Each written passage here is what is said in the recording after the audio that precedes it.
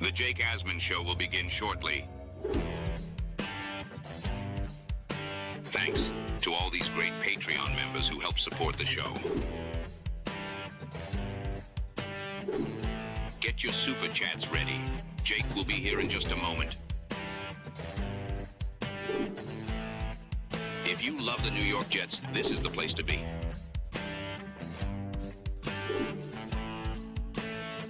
And now, the Jake Asman Show. A longtime NFL reporter says Aaron Glenn's job is not safe. Is that a legit report? We'll talk about that and much more. Robby Sabo from Jet X will join us. It's the Jake Asman Show. Let's hit it and get it started.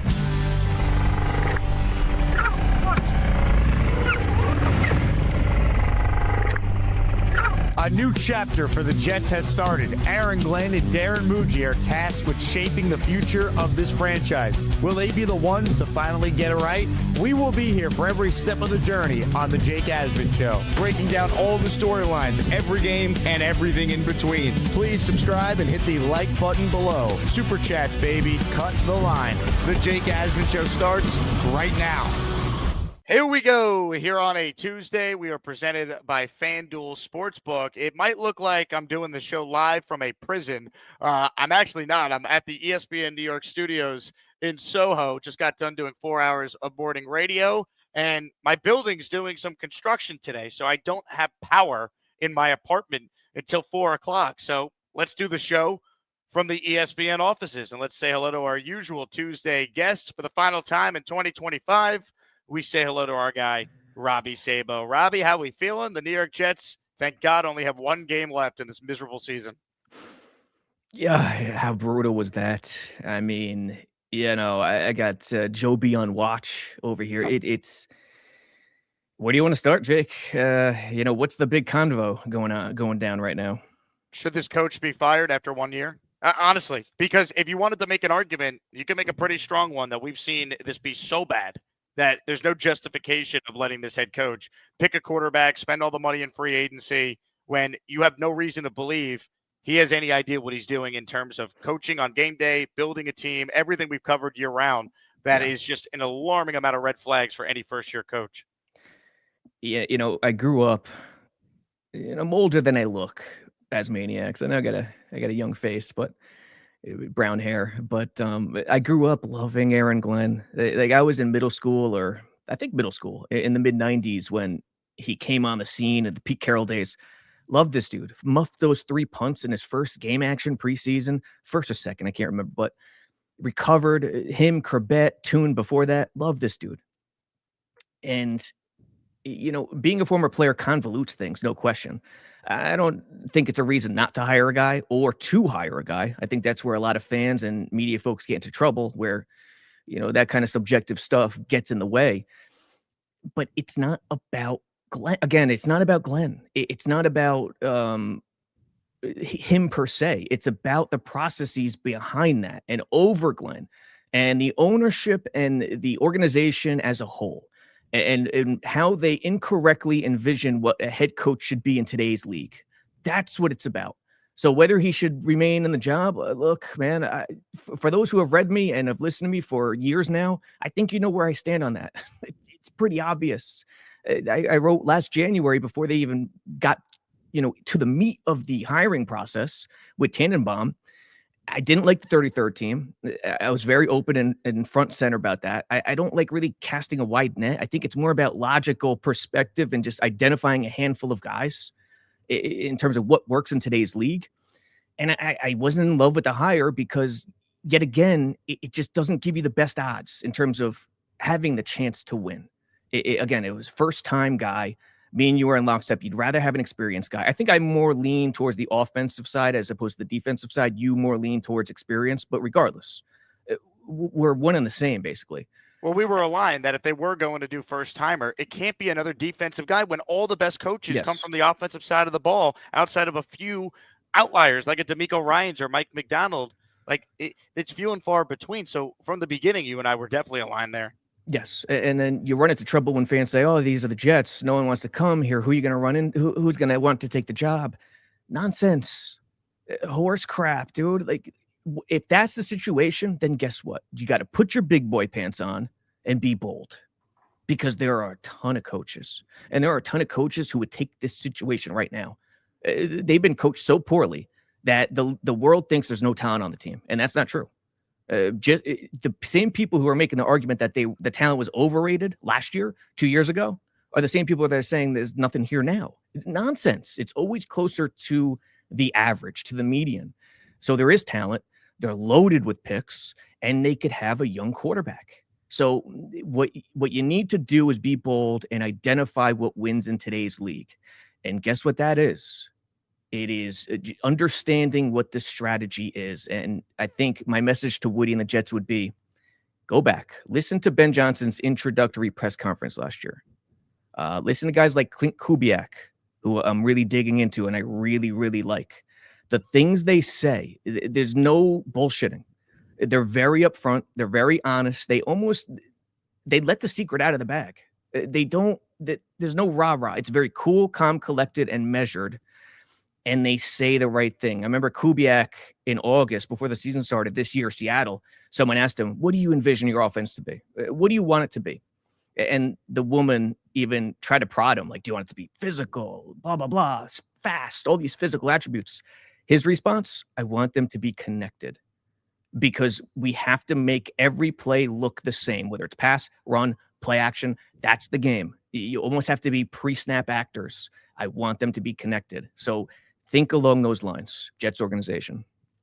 There is a report from Outkick. Now, when we say report, that's how it was like aggregated. I read the article. Here's the excerpt of it. It's from Outkick.com's Armando Seguero. Seguero has been a longtime NFL reporter, columnist, most recently for the Miami Herald before he joined Outkick. So he's at least a legitimate reporter. But if you read what's on the screen there, Jet fans, he's saying Aaron Glenn is not safe, but he's not saying per source. So again, he's just citing Jets have been blown out each of the last 4 games, including by the unremarkable Dolphins and Saints. Pat scored 35 by halftime Sunday. But somehow Glenn's confident about his status with Woody. Quote, I do know there's belief in me. I do know I believe in him. That's why I took this job, because of ownership, yada, yada, yada. Again, people are running with this as if, whoa, report Aaron Glenn's job is not safe. I'm not saying his job is not safe. I don't know if, like, we use the term report, if it's actually a report. So I wanted to add that context before we discuss this. But again, his job shouldn't be safe. We've talked about this. There's no evidence that he's going to be a good head coach. People trying to defend Aaron Glenn, they fail to come up with one thing he's improved or one thing he does really well as a head coach. There's no evidence. Again, he's already fired his defensive coordinator. Again, players we've seen be good football players the past couple of years have all regressed. The Fields decision is an abomination. 9 games, $30 million guaranteed, saying you signed him because he was tough to game plan against. He's never been coached up properly. So then you have a running back coach as your quarterback coach in charge of coaching him up, and a first-year offensive coordinator who's never had a running style quarterback coaching him up. Everyone knows all the things that we could highlight. So again, his job shouldn't be safe, but I still don't think Woody Johnson is ultimately going to fire him. He should. He has every right to do it. But I don't think Woody Johnson has the stones to do what Robert Kraft did a year ago with Gerard Mayo. It's just troublesome. I mean, a lot of the press conferences and how he's changed on a dime after, from the post-game presser after the game to the next day. There's just, so many examples this year where it's just troublesome. Not knowing the game-winning potential field goal in London, very troublesome. It happened early in the year. We talked about it. I'm with you. I'm with you 100%. And then the newest thing, flipping on the effort in terms of after the game Sunday into the Monday presser. It's like Gerard Mayo last year when he called the Patriots players soft and then walked it back the next day. This is Mayo 2.0 what we're watching. Yeah. The more alarming thing to me is the insistence on wanting to play a certain way, like as he described it, his brand of football. And even he described it as saying violent. This is what I want in terms of the Jacksonville game. Listen, I get the point. The Jacksonville game wasn't great, so it's not a great example.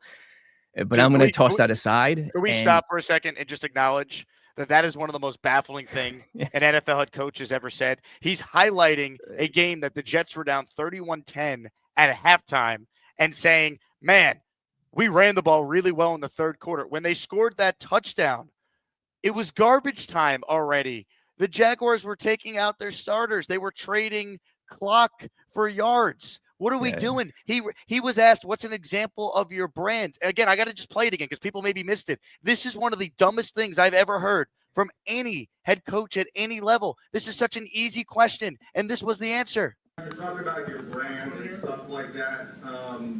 How often have you seen it, and how do you, I don't know, how do you get it to be seen more consistently? Yeah, well, there was we were playing Jacksonville, and I showed the team this. And if you guys go and watch the way that we ran the ball against Jacksonville, I thought it was very, very impressive on us controlling the line of scrimmage, us running the ball, being physical, being violent.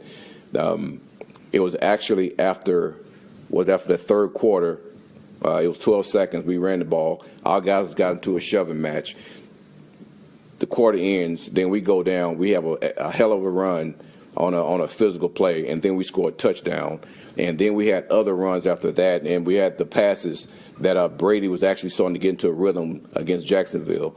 That was the brand of football that I want our guys to see, and I showed the whole team that, right, defensively. All right, enough. Again, for those who aren't following, after walking back his comments about the effort for the Jets, he then is asked when the Jets have actually played his brand of football that he's been talking about all year. And his example is the Jaguars game where they trailed 31-10 at halftime, lost 48-20, but he's highlighting how they ran the ball well in the third quarter. Like, Robbie, you can't make this up. What are we doing here, wasting our time with this? Yeah, no, it's pretty bad. It's pretty rough. And I saw a comment, Jesus, Jerry, I look distressed. Yeah, man, I am beyond distressed. I feel like I'm going crazy. Like Shutter Island, Scorsese, I keep saying the same things every year and nothing ever, I feel like I'm going nuts. I need a welfare check. I really do. As I tell, am I watching the wrong thing? Am I saying the wrong things? I'm questioning my own sanity. So yeah, I look distressed. I am. Jacksonville, yeah, it's a terrible example. 100%. It doesn't make sense. Jacksonville was playing defense differently by the third quarter. Now I understand what he's trying to say and do, and I understand what he envisions. That's normal football coach stuff. Not today, though. 20 years ago in 2005, yes. Not today. The football world is brandless today. If I were to ask you, think quick, fast, what is McVay's brand of football? What is it? Winning games. What is O'Connell's? What is Andy Reid's and Mahomes? Are they physical? Are they a running team? Are they all passing? I guess they're not a defensive team. Spagnuolo is crunch time, great play call, crunch time guy, but see my point? It's all cookie cutter because Can you bring up the Rams example? I was reading your article on the website, like when McVay adapted the game plan to be specific for the opponent. You started like cite specific examples of like, it's not about identity. It's about having a smart tactician, X's and O's, being prepared for your opponent and being able to adapt based on who you're playing. And you had specific examples in your article on the website that I thought really hit that point home. Yeah, the Rams just destroyed Vikings and Sam and O'Connell in the playoffs last year. And, the Rams weren't the best rushing team last year, but, they could run the ball still. Like Kyron Williams, what they did to come out in that game and why they won is because they threw the ball 9 out of the first 10 plays, and I think 15 out of the first 17 plays. And they just jumped all over Minnesota. Why? McVay understood who Brian Flores is as defensive coordinator. He loves to early down blitz. He loves the run blitzes to try to force second and long. Send an extra guy in the A gap or B gap. Try to stuff that run, and instead of allowing them to get 4 or 5, you stuff them for no gain or 1 yard. Make a 2nd and 9.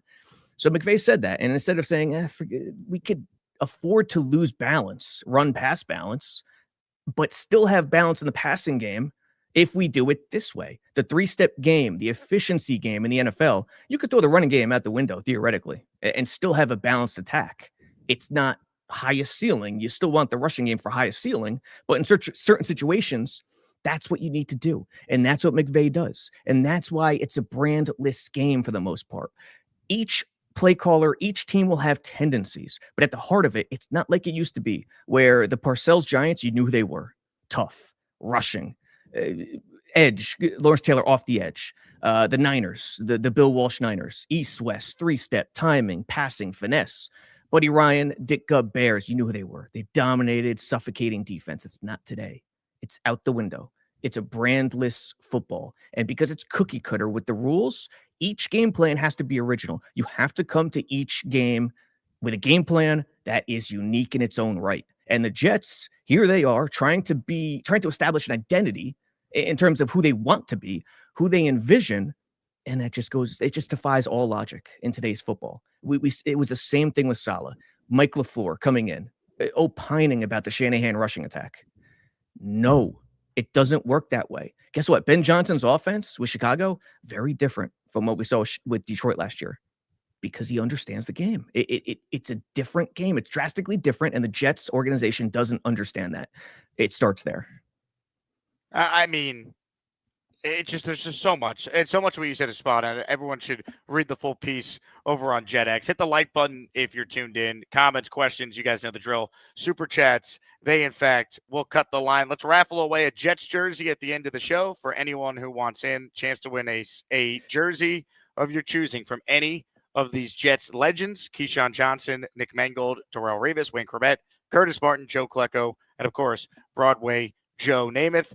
Comments, questions, super chats. Robbie, I want to get back to him walking back the effort comments because that to me just screams PR getting in his ear saying, hey, man, like, got to walk that back. Like, players are pissed. Like, Jermaine Johnson was asked about those comments in the locker room right after the game, and he scoffed at the question. Like, I almost wonder if, like, the players are starting to tune out this coaching staff because they are incompetent. Again, they don't do anything well. They have a great special teams coordinator, but there's no development. There's no brand. There's no identity. He already fired Steve Wilkes. What are we doing? Again, there's nothing that you have seen from Aaron Glenn that tells me he's just going to learn from all these mistakes and he's going to be ready to roll for next year with a Dante Moore, Fernando Mendoza, Ty Simpson quarterback on the team. They're going to try and develop. Like, what type of coaching do we have here for that player? Yeah, the effort stuff, it's a bad look. And at the same time, it's kind of pointless. Like, it doesn't even matter. It's such a... What did you see on tape? Was it effort or just... I mean, listen, they're not going crazy. They're not going balls to the wall. But in real time, I even tweeted it. And, of course, the crazies out there say, whoa, what are you talking about? It is effort. I said it's not effort. It's not an effort problem. That's not the underlying issue. The underlying issue is not placing your guys in the best spot to win. That's the underlying issue. And again, Glenn the next day says it was an effort. Whether it was PR or not, doesn't matter. It doesn't matter.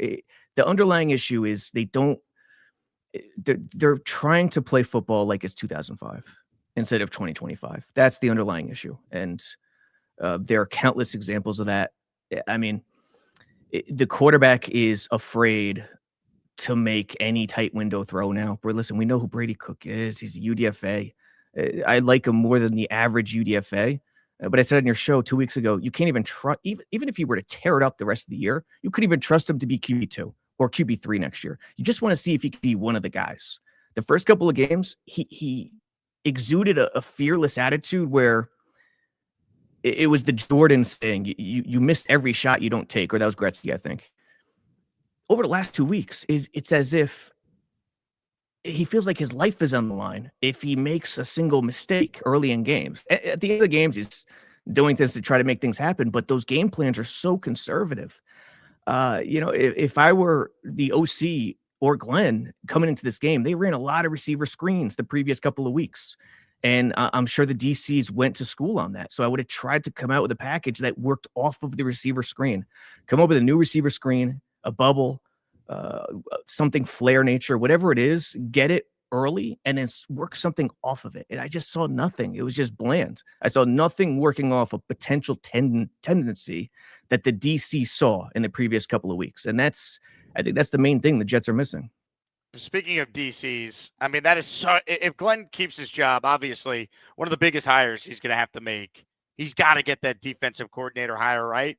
Would you rather someone with previous coordinating experience, or would you be okay with a first timer there? What are your thoughts on the approach Glenn should consider taking with that job that needs to be filled?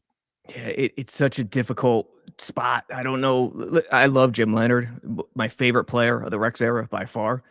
I'm starting to look into some of the defensive coverages that he's working, that he's deploying in Denver. So Jim Leonard would be my guy first and foremost. I don't know if there's a relationship there. I don't know how it would work. The sticky thing, and two, evaluating Engstrand, it's very difficult. I don't know how anyone could say Engstrand has the goods. As a default, it's got to be the opposite. He hasn't shown anything, but it's very difficult because you don't know what restrictions he's working within, and that comes from the head coach, and that is the big deal. And for that reason, it's an NA, and I think that that goes to the DC too. So I don't know. Does Glenn want someone to execute his vision? It seems like the personnel they go after falls in line with his vision. So how is it all the DC scheme if that's the case? In other words, there's so many questions. It's so messy and sticky. I don't even know. But as a default, I would say Jim Leonard. If they could work together, get Jim Leonard. I think the problem is, is the perception Glenn is a lame duck going into next year if he doesn't win. Like, let's be real. If he doesn't get fired, there's not going to be a coach probably with a hotter seat going into year 2 than Aaron Glenn. Like when all the lists come out from the betting sites, from FanDuel has first head coach to be fired, Glenn will probably be the favorite on that list, right? Like he has to get this hire right. So if you can get Wink Martindale to take this job, like you need someone like that. You can't be wrong with this. Like get Wink if you can. That'd be a good hire. I wonder about the, conflict of personalities potentially there, but Wink's proven, could you get, we mentioned Leonard, Al Harris is doing a great job with all the turnovers the Bears force. Could you get maybe Raheem Morris if Atlanta fires him, although they're playing some good football right now. I don't know if he'll be available. I don't think Todd Bowles would come back here if the Bucs fire him. Again, like he has to get that hire right if Aaron Glenn is going to make it to a year 3, which let's be honest, I don't know. I'll be optimistic for the sake of this conversation, but a big time DC hire will obviously help them a lot next year. Yeah, I got nothing for you. Honestly, I'm running on empty. Like I know who would he hire? The dirty little secret, and I don't even think it matters much who he hires as DC, because if they look at it all wrong from the top, it doesn't matter. And if they look at it incorrectly from the top, from Glenn, from above Glenn, doesn't matter who they draft either. And this is where Jets fans have to start. It's the hardest thing to hear. I get it. It's awful because there's no hope, but it's the truth, and it's the only way to even begin to potentially turn around something that's been bad for so long is to acknowledge the truth. It's the only. Let's put it this way: the league started changing drastically in the late aughts, right around the time Rex started doing his thing, 09, 010. Rex started falling off. Those defensive schemes weren't working as well as the years progressed. Why? Because the game started changing big time. The passing became crazy. Player safety became an insane thing. You couldn't touch quarterbacks. Is it a coincidence the Jets have been terrible for the last 15 years? At the same moment the league changed? I mean, let's just use logic. That's it. That's all I'm asking. You're asking for a lot, apparently. We're presented by FanDuel Sportsbook. How about these numbers for the Jets this year? 0 interceptions this season, NFL record. 0 400-yard receivers. Garrett Wilson last caught a pass when? Early October? He's their only When was player. the last Olympics? 0 Jet QBs have thrown for 10 touchdowns for the 5th time in 6 years. 0 playoff appearances. That one everyone knows. And 4 recorded defensive turnovers this season. That's actually incorrect. It's 3. Their other takeaway was on the muff punt in the Falcons game, where Brees Hall then scored a 2-yard rushing touchdown on the next play. Again, we don't have any tangible evidence that this team has the right infrastructure in place to move forward with all the resources they have. But I feel like Woody Johnson's going to let Aaron Glenn go into the offseason and do his thing, and we'll be having a coaching search in 2027. I don't see any evidence why this is going to magically get better next year. Yeah, Dylan Terraman's asking, do I have any confidence that the organization will hire the right guy if Glenn gets fired? No, of course not. But so what does that lead to? Like, what do you want to do? Just stick with Glenn then? Like, that's like, having a certain girlfriend that makes your life miserable, but having such low self-esteem that you say, oh man, I'll never get another girl. I may as well stick with her. It's ridiculous. Of course I don't have confidence, but if you're a fan, just make as much noise as you can. Like, that's all I could say. That if you really want to get down to tangible results in terms of how this thing could change, that's what I'm saying. I think is the best way, just to make as much noise as possible and just try to get to the root of the issue. And I've been wrong many times in the past. I've been wrong a lot. So I could be wrong here too, but I think this is the root of the issue. And if you guys believe it too, just make as much noise as possible. Andrew says, Jake, do you understand the team is purposely tanking? I know no one tanks, but they are tanking, not doing a good job of making it obvious. Andrew, they started 0-7. That's tanking? Why they're in a spot where they're, quote, tanking. Robbie, I know this fires you up. You take it. What is tanking? Losing on purpose. Listen, dude. Were they purposefully tanking at the beginning of the season? Come on. It's just ridiculous. It's got to be a bot. So someone had to have bought this bot to ask that question. There's no other logical explanation. Again, there's one thing to not have talent to consistently win. What the Jets are putting out there on the field has never been done in NFL history. No interceptions through 16 games. They allowed more points in December, got beat by a point differential standpoint in the month of December, more so than any team in the history of the NFL. What we're seeing is not normal. Well, let's follow the logic and give it a shot. So they're tanking. They're doing a hell of a job. Like, they're getting it done. They're doing the right thing. Initially, whether this person thinks Glenn was tanking from the start doesn't really matter. That's the thought process now. They're tanking. They're doing a good job. Okay, so they go into the draft. Do they get Dante Moore, Fernando Mendoza? Let's say they do get the franchise quarterback. Let's say they draft well, and the hype gets reinvigorated and everything's rah, let's go. And maybe a new villain shows face, like, McDonald starts talking crap and Glenn casts him aside and the fan base go, oh, forget McDonald. He sucks. Oh, great. Good job, Glenn. August comes around. Still hyped, man. Still hyped. All this talent. This is great, dude. This is going to be like old time football, ground and pound. Let's get. September comes. Week 1 looks pretty good. Hey, solid, man. These guys really are rolling. Week 2 comes. They get absolutely pantsed in the middle of the field because they don't know how to adapt and they don't know how to game plan and they don't know what modern football is. And they don't know it's completely different than what we experienced 15 years ago. That's what would happen. And if you think otherwise, tell me what schemes you have seen week to week in terms of game planning that really impressed you from Engstrand or the defensive side. Tell me in terms of Glenn, his messaging, what things has he said that fits the modern NFL? Like when Ben Johnson was hired in his introductory press conference last year for Chicago, go back. I implore all of you to go back and watch it because it's revealing. He wasn't rah-rah. He wasn't, let's get this shit. We're built for this shit. No, he was cool, calm, collected, measured. We're the freaking New York Jets, so we're shit. He said, get ready to be put in uncomfortable positions. And which is kind of a bone-chilling statement, actually, because I'm a player. I'm thinking, is this guy psycho? What is he talking about?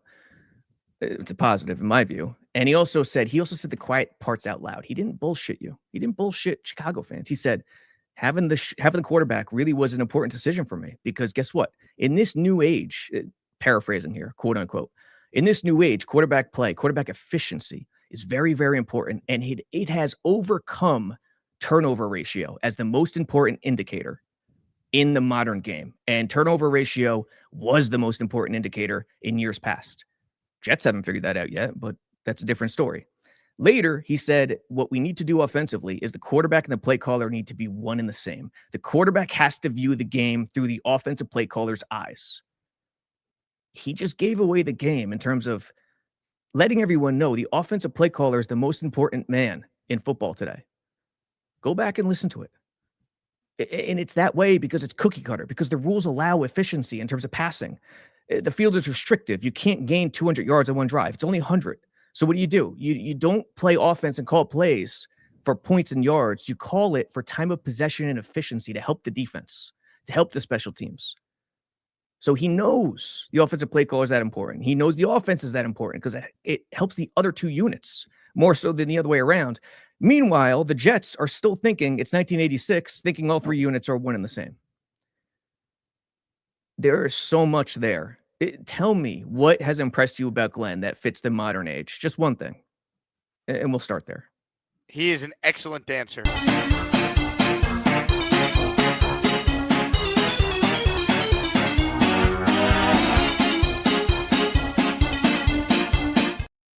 That's about all I have.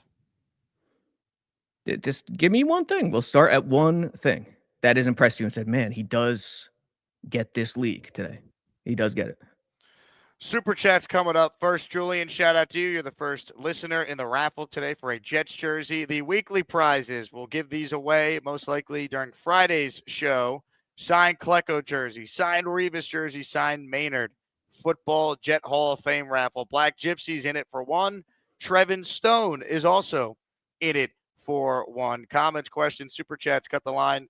Jets Johnny writes in, if Glenn is fired, the new coach should only retain Chris Banjo for special teams, the only unit that has shown us something. And again, if Glenn were to be fired, the next head coach would probably retain Chris Banjo. Mike Westhoff was on Herm's staff, Mangini's staff, Rex's staff. Brant Boyer was on Bowles' staff, Gase's staff. Yeah. He was on Salah's staff. If you have a good special teams coordinator, a head coach will recognize that and keep that guy. Yeah, and I mean, hallelujah! It's a miracle that Banjo's doing this with the least talented roster in the history of the sport. Right?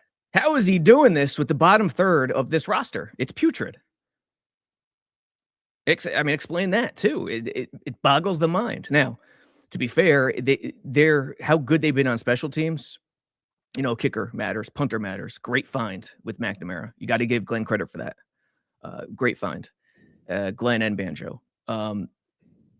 It makes me question how much time are they spending on special teams during the offseason and in practice? The media gets to watch a chunk of it, especially in a longer chunk in training camp, obviously, most of the practice. But you don't see everything. So you wonder how much time is he dedicating to it? And if he's dedicating more time to special teams than the other 31 franchises, it's just yet another thing where I just shake my head and I go, I don't get it. That you could have the best special teams in the world. You could be top 5 in rushing all you want. You could be as violent all you want. If you don't understand the game and how it's changed, it won't matter. That's basically what it is. And someone in the JetX Slack, we were looking at the interviews from Kubiak and Ben Johnson, some other guys, Joe Brady. And someone asked me, would Kubiak have succeeded with Fields as the quarterback? And I said, no, but I guarantee you this, Kubiak wouldn't have chosen Fields. That's the big deal here. And you can't lose sight of that. Again, when people say, oh, he doesn't have a quarterback, he handpicked Fields and then took a shot at Mike Tomlin and the Steelers and said he's never been coached properly. He said that we signed him because when I was in Detroit, he was tough to game plan against. And then Fields has never played worse. It's just we're delaying what we all know is coming if they move forward. You know it, I know it. We all know it. The day of the motivator head coach archetype is extinct. Just accept it. The motivator head coach archetype is done. They're gone. That's not to say motivation isn't a factor in football. It is. I'm talking about the archetype. That's where their bread is buttered. That's what they rely on. That is done. That doesn't work anymore. Maybe it'll come back in a decade or so in terms of things changing and evolving. But right now, no, it's dead. You look around, it doesn't work that way. It just doesn't. It's strategy first. Colin Wolford. Thank you, Colin. You are in the Asmaniac raffle for 5. Don't let go of that rope. Just don't let go of the rope. Colin, you're in. Thanks for supporting the program. Joe says, I think Ty Simpson is going to be the pick at 18. BPA at 3. I don't see Moore declaring. Why wouldn't Moore declare if he's considered to be a top 5 pick, Joe? I think he is going to declare. But say, even if he does or doesn't, whatever, like Ty Simpson's an intriguing prospect for me. I know Joe Blewett likes him a lot. We did some film review on him last week on the show. Have you started your film review, Mr. Sabo?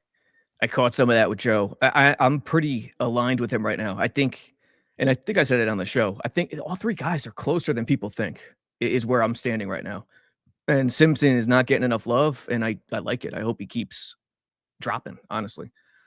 Because if he gets in the area of 18, which I don't think will be the case, I think he'll be drafted before then. But you never know. We'll see what happens in these playoffs.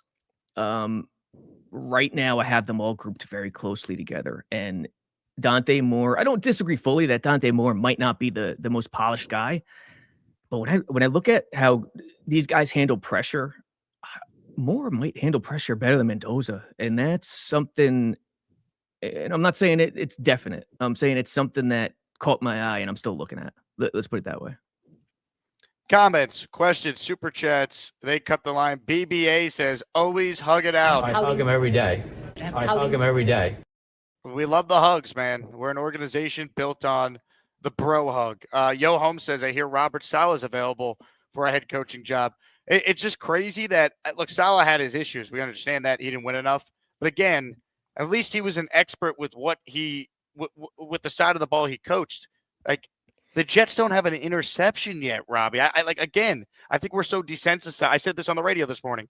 I think we're so desensitized to how bad the Jets have been. That's just like all kind of lumped together. No, what we are watching this year in particular, for as bad as the Jets have been in their history, this is historically bad for any team, not just Jet history. No picks through 16 games. Until 3 years ago, that was a full regular season. By Sunday, it will be a 17-game full season. It's insane that they haven't just had, like, by accident, an interception fall into their hands. Yeah, and when you look at personnel, I don't blame the DBs nearly as much as I blame the lack of making the quarterback uncomfortable. They have the opposing quarterback has had a picnic all year against the Jets. The Jets handed Drake May an MVP award because Stafford didn't play great last night. Drake May got to pad his stats against the worst defense in football. Yeah, dude. He didn't break a sweat. Like, he didn't have to make many tough throws. Let's be real.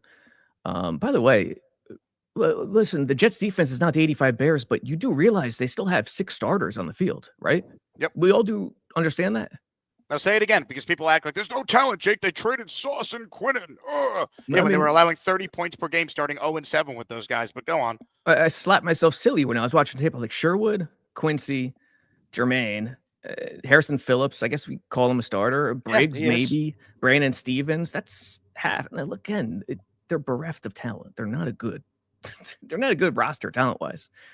But we go too far, man. We just go too far to bend over backwards and make excuses. No, that's not what you do. That's not what we should do. What were we talking about before that? Pain. Yeah, pain. That goes in one ear out the other these days.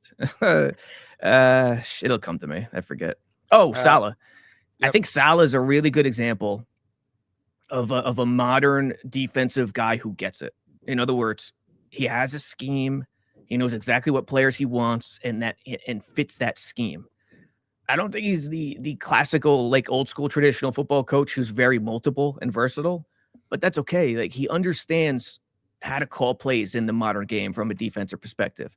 From a Jets perspective, throw out anything old Jets. You have to turn a page. No Rex, no Bowles, no Saleh, of course. He wasn't talking about Jets, but throw it out. Just look forward and try to identify the next guys. And again, I'm not saying Kubiak would ever be the guy. I'm not even saying Kubiak would be a great head coach. What I'm saying is, Woody, Jets, look at someone like Kubiak. See what he said in interviews. Study his career, who he's been with, what his offense is right now. And I think that would be a good starting point. Super chat from Dan. I don't think he could do anything in Buffalo to save his job. Glenn should be gone regardless of the outcome. We know what he is.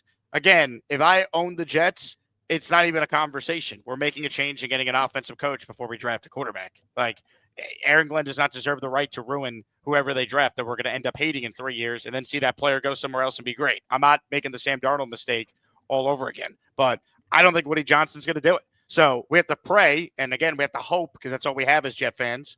We have to hope that all these mistakes they're aware of and they'll correct. But again, Aaron Glenn yesterday was asked to cite something that they have, Aaron Glenn was asked to cite something of, like, an example of his brand, right?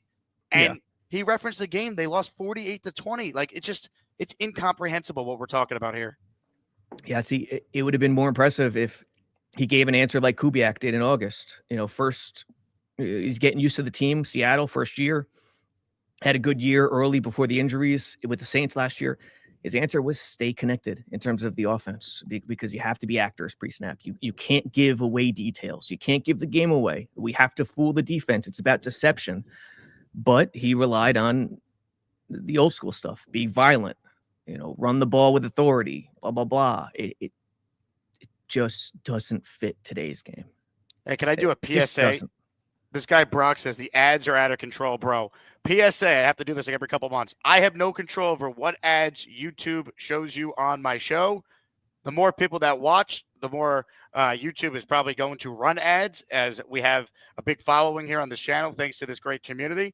But if you're sick of ads, I'm a YouTube premium subscriber. I pay for it every month. It is worth it. I watch all the Jet YouTube guys. I watch all the clips from ESPN New York and all the stuff on YouTube that I check out daily. JetX content, of course, with Robbie and Joe Blewett's film review. YouTube Premium. If you're tired of ads, Brock, PSA, get it, because I have no control over what ad they show on the Jake Asman show. And Brock, it's King Lowski's fault. I know this to be true. Great point here that someone made earlier. Derek, as a player, Glenn was one of my favorite players growing up, and that just adds to the pain. It sucks because, again, he was an awesome Jet, but we had to remove our feelings for him as a great Jet and the fact that he's a good person, good family guy, wanted the job, and separate like that from what the job is of being an NFL head coach in 2025 and moving forward. And if you separate that, there's just no way you could feel confident going forward with him. He was a great Jet. That will never change. It's unfortunate the legacy will take a hit because people will remember Aaron Glenn, the Jet coach. But like we can't just give him another year because he wanted the job and he was a great Jet 30 years ago. Like, that's such a loser way to run your organization if that's what Woody Johnson is thinking. It's like we talked about before. Listen, if guys don't want to come and it's not a great destination, which it's not, but I'll tell you what, having 5 first-round picks and franchise quarterback potential and a roster that's better than people think, it's better than you think. Let's put it that way. But in that case where you're really trying to attract guys, guess what? You got to interview Mike McCarthy during the process. You can't just put the walls up. They interviewed Mike Loxley. I said this to Tannenbaum at the Combine, and he talked around it. I'm like, don't tell me you're all about interviewing all these candidates, which great. Talk to as many people as possible. But when you leave out the most accomplished guy that was available, come on. But they interviewed Vrabel. But like after Vrabel was McCarthy, won a Super Bowl. They didn't even speak with the guy. Why? Because you and I know what he would have said. We're bringing Rodgers back with Devontae and drafting a quarterback. That's our plan. If you want to start attracting guys, start doing the process the right way. Start from a healthy genesis, like a core, and don't have it rot from the start. That's one. And number two, be bold. Guess how Philly got Andy Reid? He was never a coordinator before they hired him. He was a quarterback's coach. Yep, good point. You have to be bold. Are you telling me if you meet with Josh McCown and O'Connell raves about him and you're impressed by his schemes and he has an idea of what he wants to do and you really feel good about it, you're telling me he wouldn't take that job? Stop with the defeatism. The best way is to identify, assess, and just be logical. That's what this NFL is in a nutshell in a lot of ways. Super chat from the great Peter Castro. Glenn is gone after Sunday, I am sure. Well, Peter says it must be true, Robbie. Hey, Peter's my dude. He paid me $500 for Alan Lazard. How's Alan Lazard's pulse in free agency? Any updates there? No one signed him. Nah, he's probably kicking. Why did the Steelers sign him? They need him on Sunday. No Metcalf. Oh, dude, they are in magic. They are in. Is Metcalf out this week again? He's suspended. Yeah, he got 2 games. They're in trouble. Like Baltimore's going to win. The Steelers are not talented enough to overcome that. Look at their O-line isn't great. Firemuth is solid tight end, but which weapons do they have? Nothing. They're not good enough, man. I think Baltimore's going to win. The game's in Pittsburgh, so that does help maybe a little. I mean, it's going to be crazy. The loser of that game. Yeah, go ahead. I was going to say, we talked about this on radio today. The loser of that game, if Tomlin or Harbaugh were ever available, Woody Johnson, I beg of you, if you could get one of those guys, please do what is right for your franchise for once. And by the way, well, I tweeted, I actually thought they might lose to Cleveland. I tweeted it before the game. They're not talented enough. But by the way, I talk about all this quarterback stuff, being OC, that voice in the helmet to the QB is advantageous, really advantageous at the head coaching level in football today. That's if Harbaugh would have become available, I would jump on him immediately. My goodness. In a second. And let him pick the GM he wants to work with. I like Muji. He's done some good things, but come on. We're talking about Harbaugh. Yes. Like you got 2 things could be equal. Like being a QB mind and having an idea is advantageous as a head coach today. That doesn't rule out non-offensive guys. I mean, you got to be sane here. Of course, I would hop on Harbaugh. Last year, Vrabel was 1A, Ben Johnson was 1B for me, and it was a huge gap after that. Those are my candidates. It was defensive guy first. Ladies and gentlemen, Super Chats. Chris, Aaron Glenn makes Salah look like Tom Landry. What did Beningo said? What did he say yesterday with me on the air? He said he made Salah look like Chuck Noll. Is that what he said on the show? Man, I forget. He had a good one on the fan too in his spot. Jesus, he definitely doesn't write these either. They come to him in the moment. No, he's go. He also he didn't say it yesterday when he was on with me, but I listened to his podcast. Beningo referred to Liam Cohen as Liam Neeson. Yes, I heard that. Yes, it was so funny. Yeah, Liam Neeson's coaching Jacksonville. But by the way, the commenter said Liam Cohen wasn't interested in the Jets. Is that? Well, they never requested him, so I think people assumed he was not going to take the interview. Again, the defeatism. Like, what are we talking about here? You don't know that. And by the way, make him take the interview. Get him in the building. Make noise. If you're in a situation like the Jets where guys are declining you, Ben Johnson, I got news for you. He declined pretty much everyone because he knew where he wanted to go, and it was smart. He was going to Chicago. We all knew that. But if that's the case, why bury the news? Let it be out there. This guy rejected us. Who cares? In normal PR circumstances, sure, you want to bury that stuff because you don't want the negative headline, but these aren't normal times. These aren't normal circumstances. Let it be known. Get a megaphone out to the rest of the league and say, we are in the market to finally compete in the modern football world. That's another thing. I didn't agree with the process from the start, and I was vocal about it. So yeah, I'm distressed, as Jesus Jet Jerry, whatever his name is, said. Sam says, we don't want Glenn. Why do we keep excusing Muji because he made cheap trades? Again, I think Muji's done some good things around the margins that you want to give Glenn and Muji credit for the first draft with Membu. That's fine. I think we overrate the draft, though. Like, Mason Taylor's solid. He's okay. AZ Thomas looked fine. He played 7 games and then got hurt. Stay healthy, dude. He's got to stay healthy. Yeah. Again, Malachi Moore for a day 3 pick. Okay, like we might have something there. But then after that, like Tyler Barron, Arian Smith, they just lit a 4th round pick on fire there. Like it just we're grading on a curve.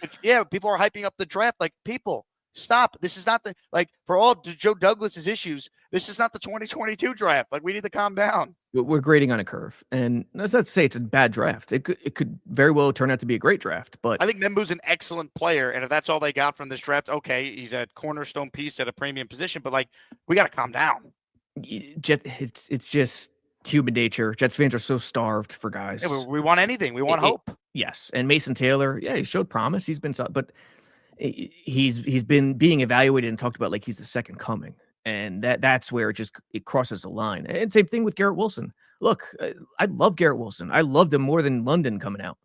I was fighting for him to get drafted. I loved it when they drafted him. Yet, I've been critical of him in these years past. But Jets fans are so starved that it is like the 7th sin to say anything negative about Garrett Wilson. And I get it. It's just, you don't want to lose one of your homegrown guys, and he's been a stud, and he is a stud. You don't want to lose that. So, yeah, we graded on the curve. Spot on.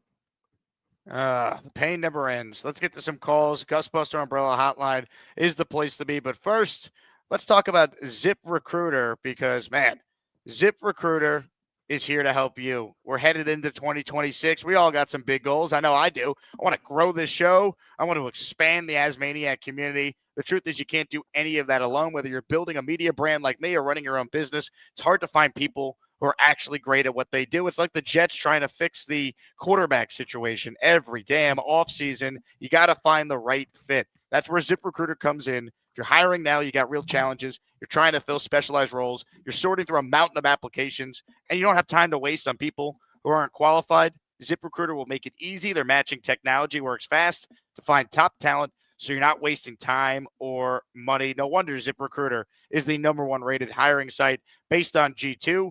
4 out of 5 employers who post on ZipRecruiter get a quality candidate within the first day. Let ZipRecruiter help you find the best people for all your roles. ZipRecruiter.com/audio is how you can try ZipRecruiter for free. Again, that's ZipRecruiter.com/audio. ZipRecruiter, the smartest way to higher. Are you ready for some calls, Mr. Sabo? Yeah, let's do it. Ladies and gentlemen, first up today is a man we love, we respect, and some of us probably fear. It's the Wagon. Chuck Wagon's always cooking, which it takes. Chuck Wagon's even cooking at the game. Chuck Wagon hates McDonald's, but he's headed home to cook. It's time once again for Chuck Wagon. I don't know what you've been smoking, but no one's fearing me, that's for sure. Not even my own kids. How'd you know I was smoking?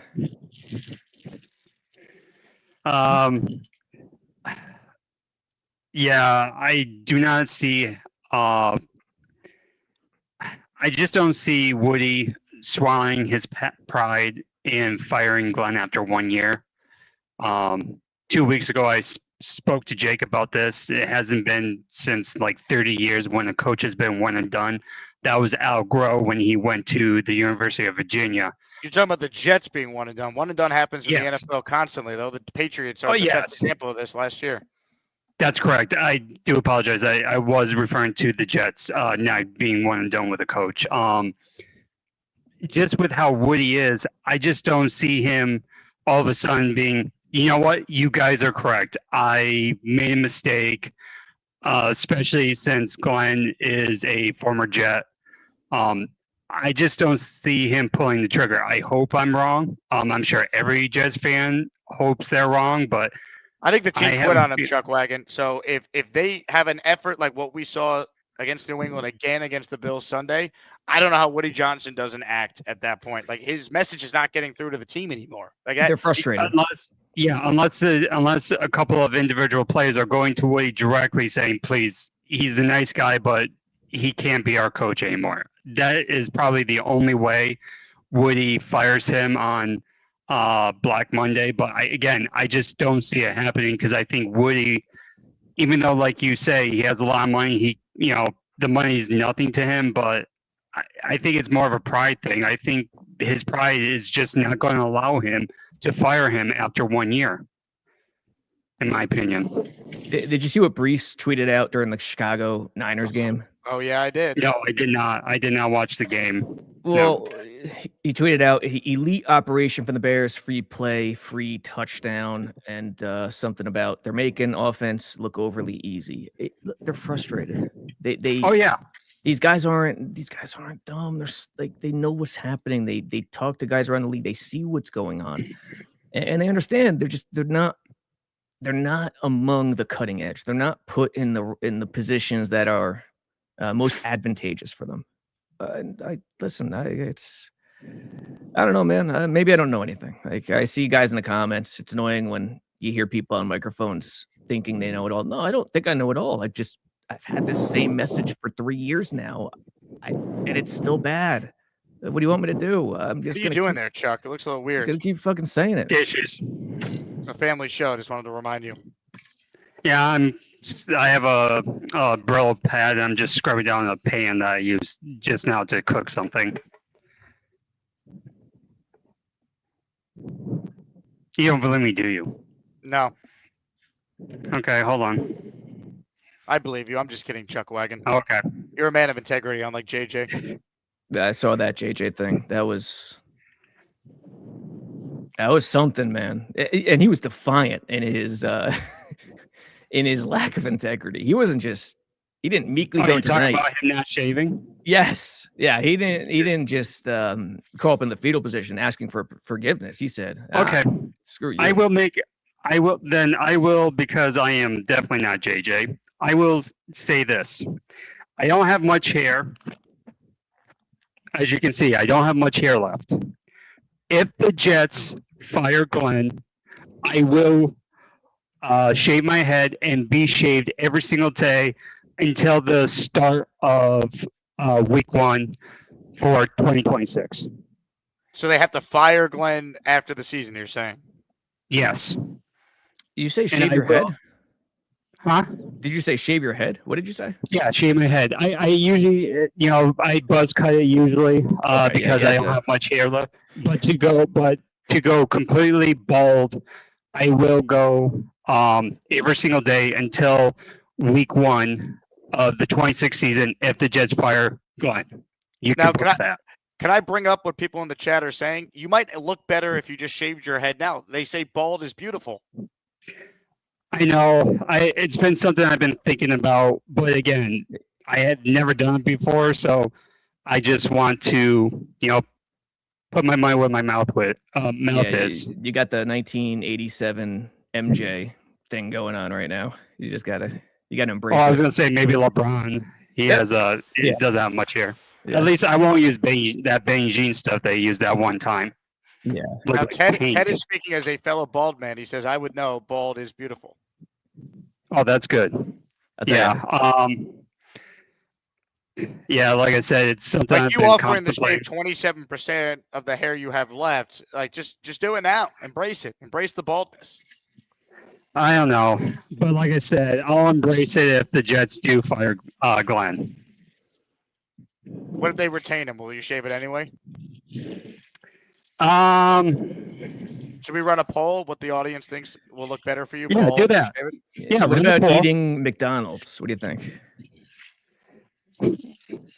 What, should I eat like a Big Mac and 10-piece nuggets or something? I don't know this story. I just hear it from the intro music, so I don't even know. Oh, do you want me to tell him, Jake, or do you want to play the clip, or I just don't know how you want to do it? I don't think I have the clip, so you can tell the story. I made sausage and onions for dinner one day. My youngest daughter did not like that, and she threw a hissy fit while I was on call with Jake, and Jake could hear it. So Jake was wondering what the fuss was about. I told him, and then I had to get off to deal with the situation. And long story short, I was able to convince my daughter to eat what I made and explain to her you can't have McDonald's every time that you want it. I see. So I won that fight. Yeah, the bald thing. We'll go with the bald thing. Well, Chuck Wagon, the poll is live. Officially, the conversation is centered around you. Should Chuck Wagon shave his head and go bald? Yes, 78%. Off to a very strong start with the Asmaniac community. Man of integrity. Okay, well, how about this? I'll add another one. If for some strange reason the Jets, because I think they have the tiebreak over the Oakland Raiders because of strength of schedule. If the Jets somehow get the #1 pick and or the Jets fire, they can't get the #1 pick. It's over. Oh, they can't even if the Raiders win. It's over. The Falcons have winning has already locked it up. They could finish with the same record as the Raiders, and the Raiders would have the pick. So Chuck Wagon, it can't happen. That had a kick to it. Yeah. I'll tell you what. I think he'd look better bald. I would vote yes for should he shave his head and go bald. Yeah, I'd get in the mix, but I fully admit I am Dan Aykroyd in cone. Like, you ever see the NBA on TNT guys? Barkley, he's got that cone head at the top. Yep. Mine is. If I were bald, it would be awful. It would be a disgrace. So I'm pretty lucky that I'm gray. Like a lot of guys dye their hair because they're gray. I love it. I'll take the gray over being bald any day. I'd be a monster. Just for men, baby. Yes is at 75%. Now, there was a super chat, or not a super chat, a question from Voice of Reason. Who cares if he shaves his head? Well, I'll tell you what. This community, if you know anything about the Asmaniacs, this is the story that matters to all of us right now, beyond even Aaron Glenn's job status. All right, we all care. In fact, the next poll question will be, do you care if Chuck Wagon shaves his head or not? And I think we might have a landslide 99.9% of people saying, yes, they do care. Yeah, he's let's also be fair. He's like 75% of the way already there. So, hey, kudos to you, Chuck Wagon. You're a man of integrity. I'll give you that. James says we can't take the QB in the draft and expect him to be the savior like Darnold and Wilson. It comes down to coaching, and Glenn isn't the answer. Bingo. That's why I'm saying, why are we delaying what we know is coming? They'll draft Dante Moore. He'll probably suck as a rookie. Half the fan base will say, get rid of him. He's terrible. Move on. Use one of the first in 2020. And it's like, he'll probably end up being good. We just need to get the right coaching. And I'm not going through it again. I've had it with being one of the worst offenses in the league every goddamn season. You do the same thing over and over again, you get the same result. Keep hiring first-time defensive head coaches with no experience and expect to have a good offense. It won't happen. Yes, and to play devil's advocate, for those who, hate me when I talk, I couldn't give two shits, but I wrote something last week also, playing the other side of it. If we could envision Aaron Glenn turning out to be a good coach, what would have to happen? And the points what's that? And the points I came up with, unless it was my mic. Hold on. Oh, it was my mic. Hold on. It was you? Oh, I thought you were joking. Let me figure this out. I'm having tech issues here remote. Chat, can you still hear me? Check 1, 2. You got me? Yeah, I got you. All right. Let me reset this. You continue your point. I'll be right back.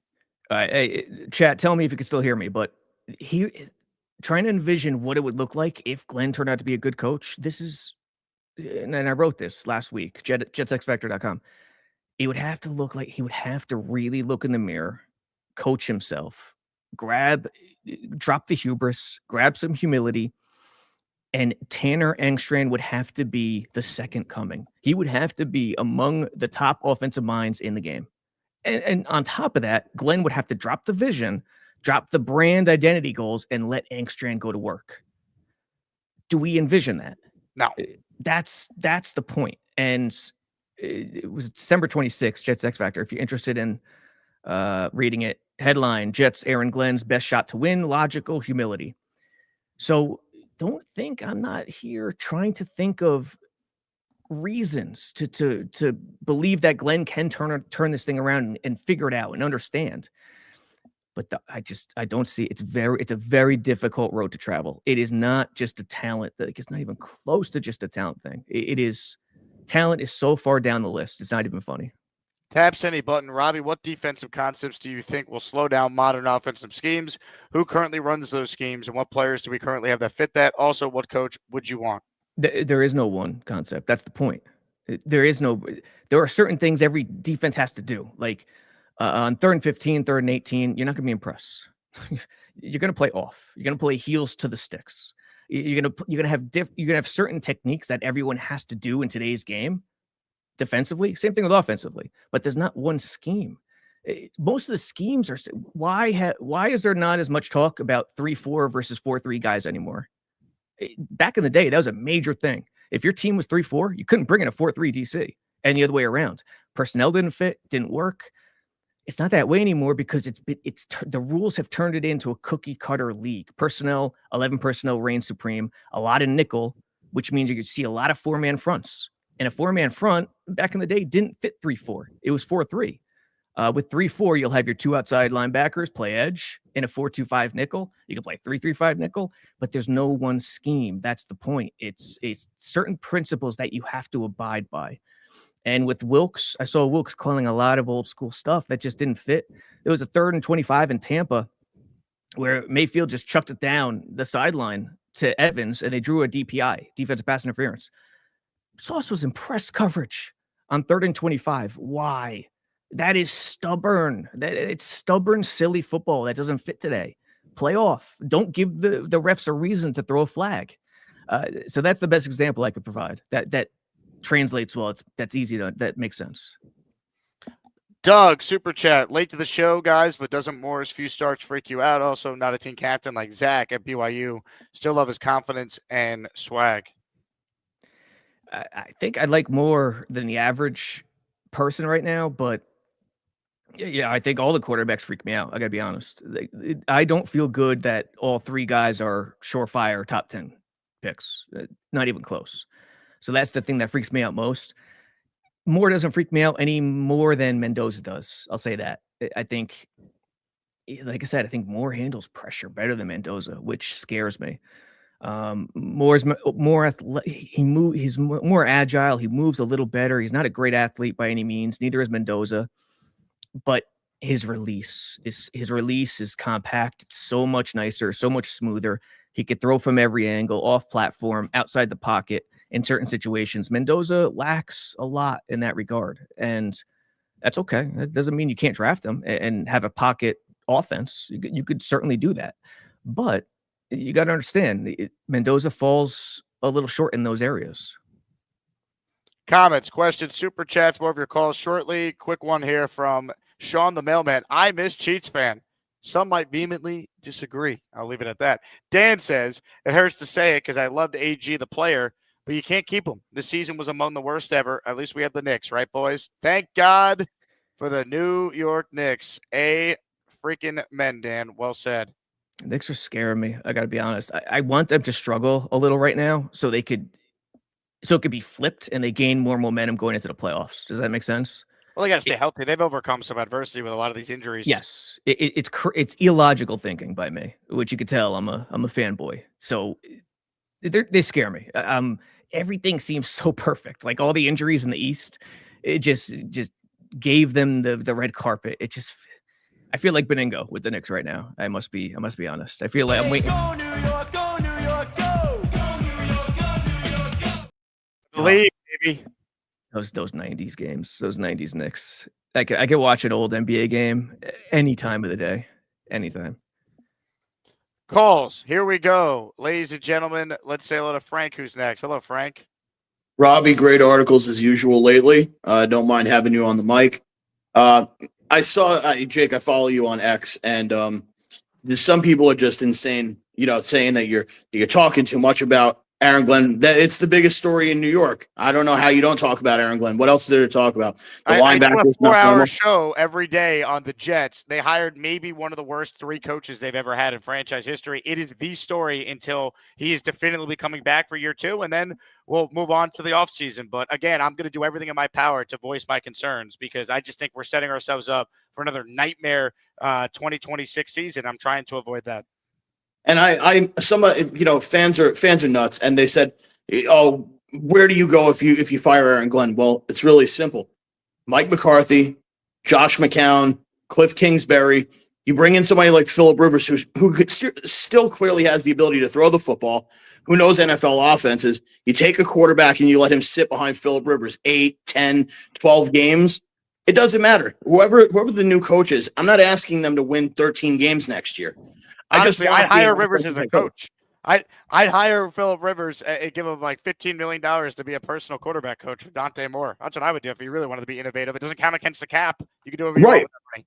Right. And then people go and say, oh, well, and one of the funniest things I read on X was, oh, everybody's so quick to give up on Aaron Glenn. Would you give up on Josh McCown or Cliff Kingsbury? Well, no, because at least if you draft a quarterback, you have an offensive-minded head coach. If you go into year 2 with a defensive-minded head coach, which, by the way, you ran the numbers the other day about Aaron Glenn's defenses in Detroit. So I showed everybody how bad his defenses were in Detroit. And then there's one comment. Oh, well, his defense in Detroit is last year. They're finished top 10. Okay, but you don't have 4 years to wait. You don't have 4 years to wait for this program to be good or for Aaron Glenn to figure it out. He was okay hiding behind Dan Campbell in Detroit because it wasn't him running the team. It's Dan Campbell.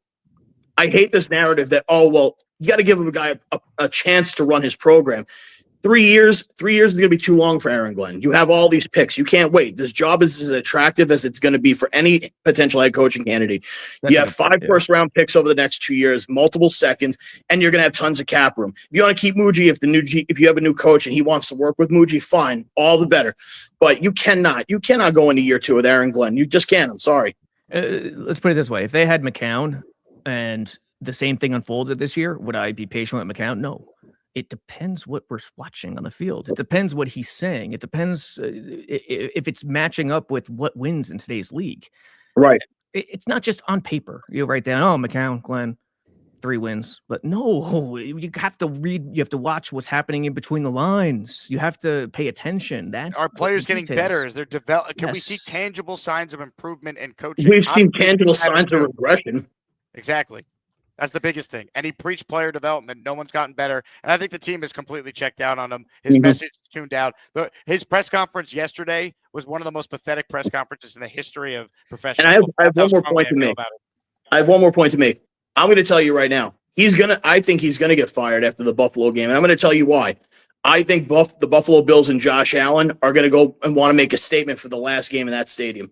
I think they're going to go out and they're going to absolutely obliterate the Jets. If the spread was 50, I would put money on Buffalo covering the spread because I think Josh Allen and I think Buffalo, they're going to absolutely want to humiliate the New York Jets in Buffalo in Orchard Park. I think it's going to be a bloodbath, and I think we're going to come right back here after the game. And I think, you know what, probably we won't even be upset. We'll have expected this, but I think Buffalo is going to absolutely make headlines with how badly they beat the New York Jets. And for the Aaron Glenn fans who think that he deserves a second year, I think it's going to be so bad that even they can't defend him coming back for another year. That's how bad I think it's going to be against Buffalo. Yeah, consider this for a second. Quarterbacks. How many franchise quarterbacks are there across the league? I'm not looking for an answer, but my point is, back in the day, in the old days, you saw a franchise quarterback coming, making his progressing, getting a little better, little by little by little, and there weren't many fluctuations. These days, it feels like there could be over 20 franchise quarterbacks, quote unquote, in the league, and there's fluctuation all over the place. Other than a handful of guys, Josh Allen, Mahomes, well, used to be Lamar, not until this year, Jaden Daniels. My point is, I think the word franchise quarterback, you have to have a quarterback, get it. It's overused in a lot of ways because I think it's about the offensive architect much more in terms of driving what a franchise quarterback is. Trevor Lawrence, was he a franchise quarterback before this year? Caleb Williams, second year, sure. Not as many years as Trevor, but that's my point. Look at Darnold. Look at all these guys. Like Baker. Darnold was terrible until he ran into Shanahan and O'Connell. Coaching. To quote Aaron Glenn, coaching. Coaching, man. It wasn't just the Jets. It was Carolina. He was terrible. So I'm not – what Ben Johnson says, quarterback efficiency is the major driver of what wins in today's league. I think the offensive architect is mostly responsible for that quarterback efficiency when you look around the league. Let's just keep that in mind. Should Chuck Wagon shave his head and go bald? 75% have said yes. Very strong outpouring of support for the bald community. So Chuck Wagon, please consider that. Scott Foster.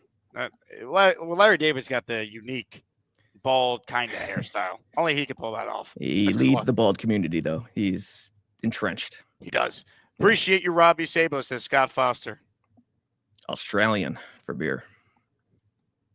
Taps any button. What head coach would you want, Jake and Robbie? If I could pick anyone, I mean, that's potentially available. Harbaugh or Tomlin, whichever one. If either is available, I start there. And then I'm looking at offensive guys. McCarthy intrigues me. Cliff Kingsbury intrigues me. Clint Kubiak really intrigues me. Josh McCown intrigues me. I'm done with the defensive guys. We cannot do it again. Yeah, I'm along the same path. I think if you take away all the old guys, Tomlin, Harbaugh, and even McCarthy, I think McCarthy would be my number one choice. But take him away, I think it would be Kubiak 1, Brady 2, and I'm not tossing realism in here. Kubiak 1, Brady 2, Kingsbury 3. I would say. I mean, it's just pain. Bino, Jacob, I'm 45. The last time this team was competitive, I was still in my 20s. I hadn't turned 30 yet. They wasted my 30s and 40s. I'll be in my 50s soon. Look, the last time the Jets were in the playoffs, I was a sophomore in high school. There's an entire generation of fans. Young grasshopper. They don't remember what it was like when this team actually was good. Again, there's so many Jet fans who just say, like, yeah, I'm a Jet fan, but, I care about my fantasy team because they've grown up in a world where the Jets have never even been competent. They haven't won more than 7 games in 10 years. Yeah, it's tough. It really is. It's brutal. And the kid coming out of the game being interviewed in the MetLife front area, he just encapsulated the entire mood of the Jets fan base this year. Yeah, it's rough. Listen, when I was a kid, the Coslet teams were the first I remember. I heard Frankie yesterday. What was the first team you remembered? I think he remembered 94 with Carroll. Okay, Carroll. Yeah, I was right before him, Coslet. And I experienced a pretty good run from Parcells on. Parcells came in, established the culture, old school guy. And don't make no mistake, that led into the Grow team. They missed the playoffs, brutal, 10-6, and led into Herm and even Mangini a little bit. And then Mangini led into Rex. That was a good run, man. It was a good run. But yeah, there's a young generation that has no idea what I'm talking about right now. Michael Nania had a great tweet. All right, here's the graphic that accompanies it. He's calling for Aaron Glenn to be fired. I will read you the tweet over this. Jets minus 12.0 SRS is the 32nd in the NFL and second worst in franchise history, ahead of only the 1976 team. For those who don't know, SRS is simple rating system. It's point differential adjusted for strength of schedule. It is also worse than all 8 head coaches to go one and done since 2018. Aaron Glenn should be fired. The firings of Kitchens, Hackett, Lovie Smith, Urban Meyer, and Wilkes all led to a head coach who led the team to the playoffs in their tenures. Reich led to Canales, who might be next. Fans act like there is a precedent for teams regretting one and dunning a coach when it's actually the opposite. So Michael Nadia making his case for Aaron Glenn to be fired. Again, I covered David Culley. I covered Lovie Smith when I did afternoon radio in Houston for the ESPN station there. Aaron Glenn is just as bad, if not worse, than those guys. Trust me. He is David Culley bad. I texted with my old co-host about this the other day. Glenn versus Culley, they are the 2 worst coaches I have ever seen up close. It is remarkable what we're dealing with, and I agree with everything Nadia said. Yeah, I mean, it speaks for itself. There's no question. And, speaking of bowls, I don't know why I entered my mind just now, but because you said Canales, you lose one too many offensive coordinators. Shit hits the fan. Yeah, Canales went to Carolina. Liam Cohen went to Jacksonville. Suddenly, they're in some sticky situations. So again, it's just another one of many examples that leads you to believe the offensive play caller is the MVP of NFL franchises today. Again, Nadia outlines it here, what I just referenced. If by SRS, the Jets are the worst team in the league, and this is the second worst team they've had in franchise history. It's point differential adjusted for your strength of schedule. And of these all coaches on your screen there that were one and done, look where Glenn is. He's in the Hackett, Antonio Pierce, Freddie Kitchens, Urban Meyer, who didn't even make it through the year. Like wow. This team is so bad. People, open your eyes. It's not just that they're tanking now and playing Brady Cook. They've tuned him out. They quit on him. It's over. It is over. Woody Johnson, wake up. It is over. We're never winning with Aaron Glenn. Don't make the mistake and bring this guy back. We're never winning with him. It's not happening. If Beningo saw this, he'd call Nathaniel Hackett Vince Lombardi. I mean, jeez. And all these teams that, again, Nadia, this is why he's your co-founder. Stat dude, he's great with this. Yeah. All these teams, after they won and done their coach, the next guy they brought in took that team to the playoffs, right? Doug Peterson got fired by the Jaguars, but even after Urban Meyer, that first year of Dougie P, they made the playoffs. Yes. They actually won a playoff game thanks to Brandon Staley's Chargers choking. But still, oh my God, I'm Dougie dying. P was an outcast. He was an outcast, but Isn't it amazing? Hackett was a Jets offensive coordinator, and Wilkes was this year's defensive coordinator, and they're on this list of the one-and-done coaches that were horrific in NFL history. But if you want some symmetry in terms of positive news in a world that may or may not happen, wouldn't it make sense that the Jets find success with a modern coach who last worked with Sam Darnold and Clint Kubiak? That would make sense if you want a storyline, Woody. But it's just, what can you say? Honestly. Unbelievable. Comments, questions, super chats. We'll cut the line. Good stuff there from Nadia. I'll explore more of it, I'm sure, on JetX later today. Let's get to more calls. This dude won a signed Chad Pennington football on the show last week. It's our guy, Mike Perez, who's next. What's up, Mike? Jake Sabo. Morning, fellas. Hey, what's up, Mike? What's up, Mike? How's it going? Jake? I see you, Yo Holmes. There it is. There it is. What's that? You're the man. You're the man. Came in yesterday. Mike. Thanks for all the support, man. I really appreciate it. Who signed that? I appreciate you. Chad Pennington. Oh, Chad Pennington. Listen, fellas, I'm going to make it quick. I'm disgusted with Aaron Glenn. I'm disgusted with JJ. Two men with no integrity. Put a JJ and Aaron Glenn in the same universe. Disgusted. Actually, I have a question for you, Robbie. Let's say, we're out on the first pick, so Mendoza's a pipe dream. Let's say we don't know that yet, dude. Dante Moore, you're right. One. You're right. Let's say, for example, we get one of the two top QBs where there's more Mendoza. For our first round, would you go defense or offense? Yeah, I think it just depends on the board, honestly.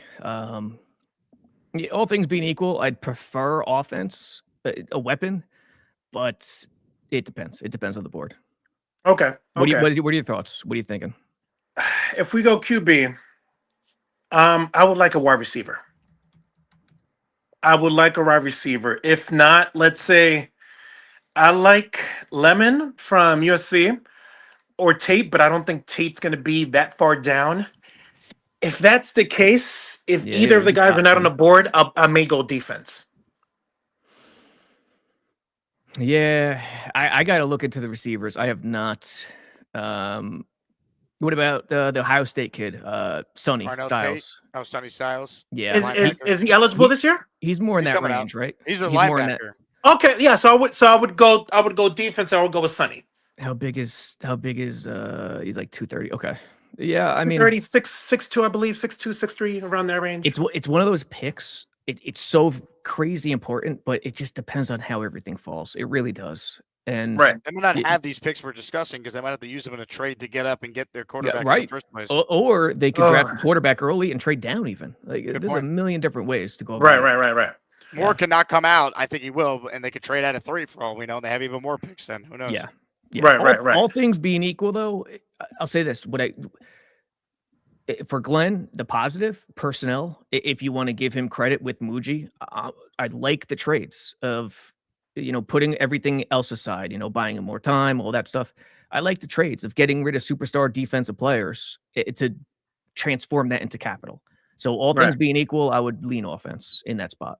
Right. Great show, guys. That's pretty much it. But before I leave, Jake, I commend you. I've said it before. I commend you going in every platform and speaking your truth. And this is why you have the greatest show on YouTube. He had to have cloned himself. He had to have cloned himself. He's all over the place. He's Tom Brady of YouTube now. Tom Brady. Give me the Joe Namath of YouTube or something. Come on, Mike. I love it, man. Hey, keep speaking your truth. Thank you, dude. Look, again, people can disagree with my opinions, but they're my own. Like, I'm not bought and paid for. When I do a show with the guy who assisted with Aaron Glenn being hired in the first place. Like, if you think I'm going to back down, like, come on now. I work with Mike Tannenbaum every Sunday for 4 hours. Like, again, I got to be honest. People could like my show or like my opinions or not, but they're my opinions. They're honest. Like, I've been wrong many times. I thought Zach Wilson was going to be a good quarterback. Everybody's been wrong, dude. A million times from me. I just think I'm pretty right about this one, though.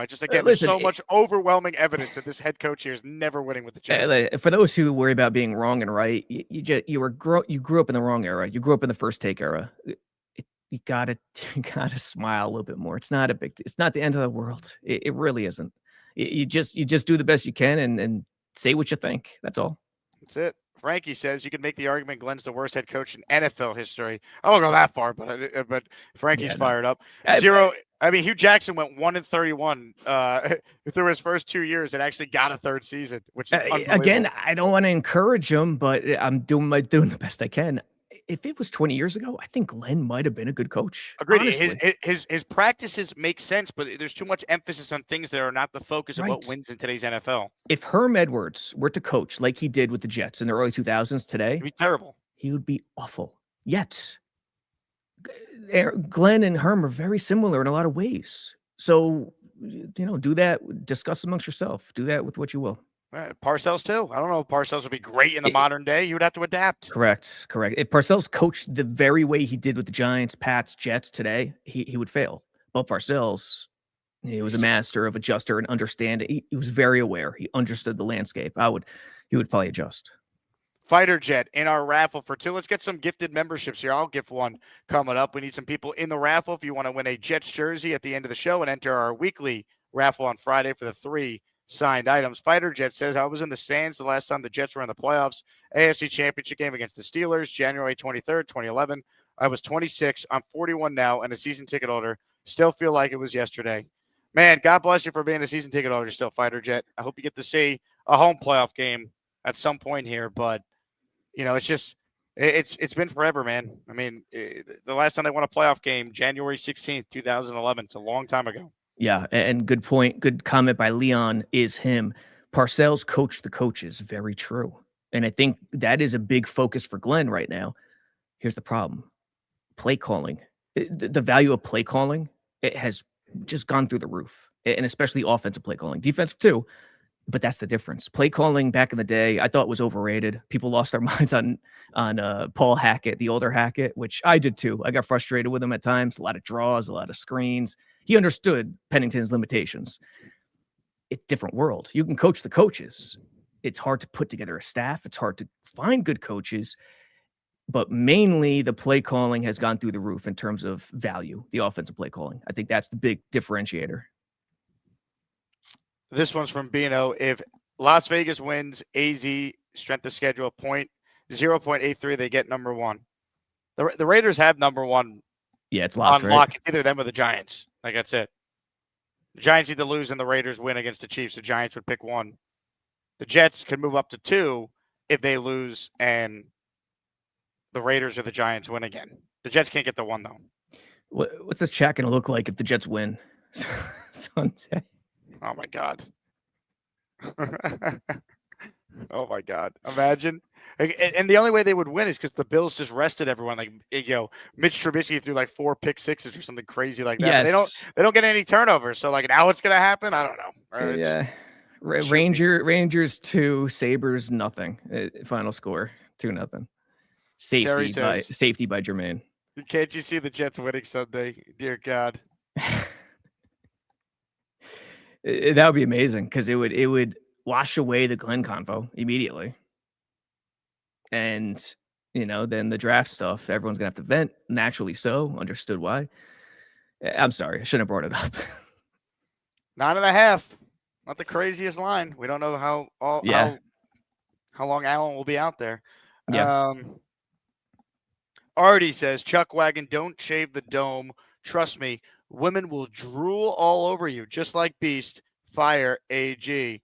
Ladies and gentlemen, let's bring on a fellow bald man to weigh in on the conversation. He's a guy that we love and respect in this great community. He goes by many names. On this show, we call him the Porkmeister. Hi, what's up, fellas?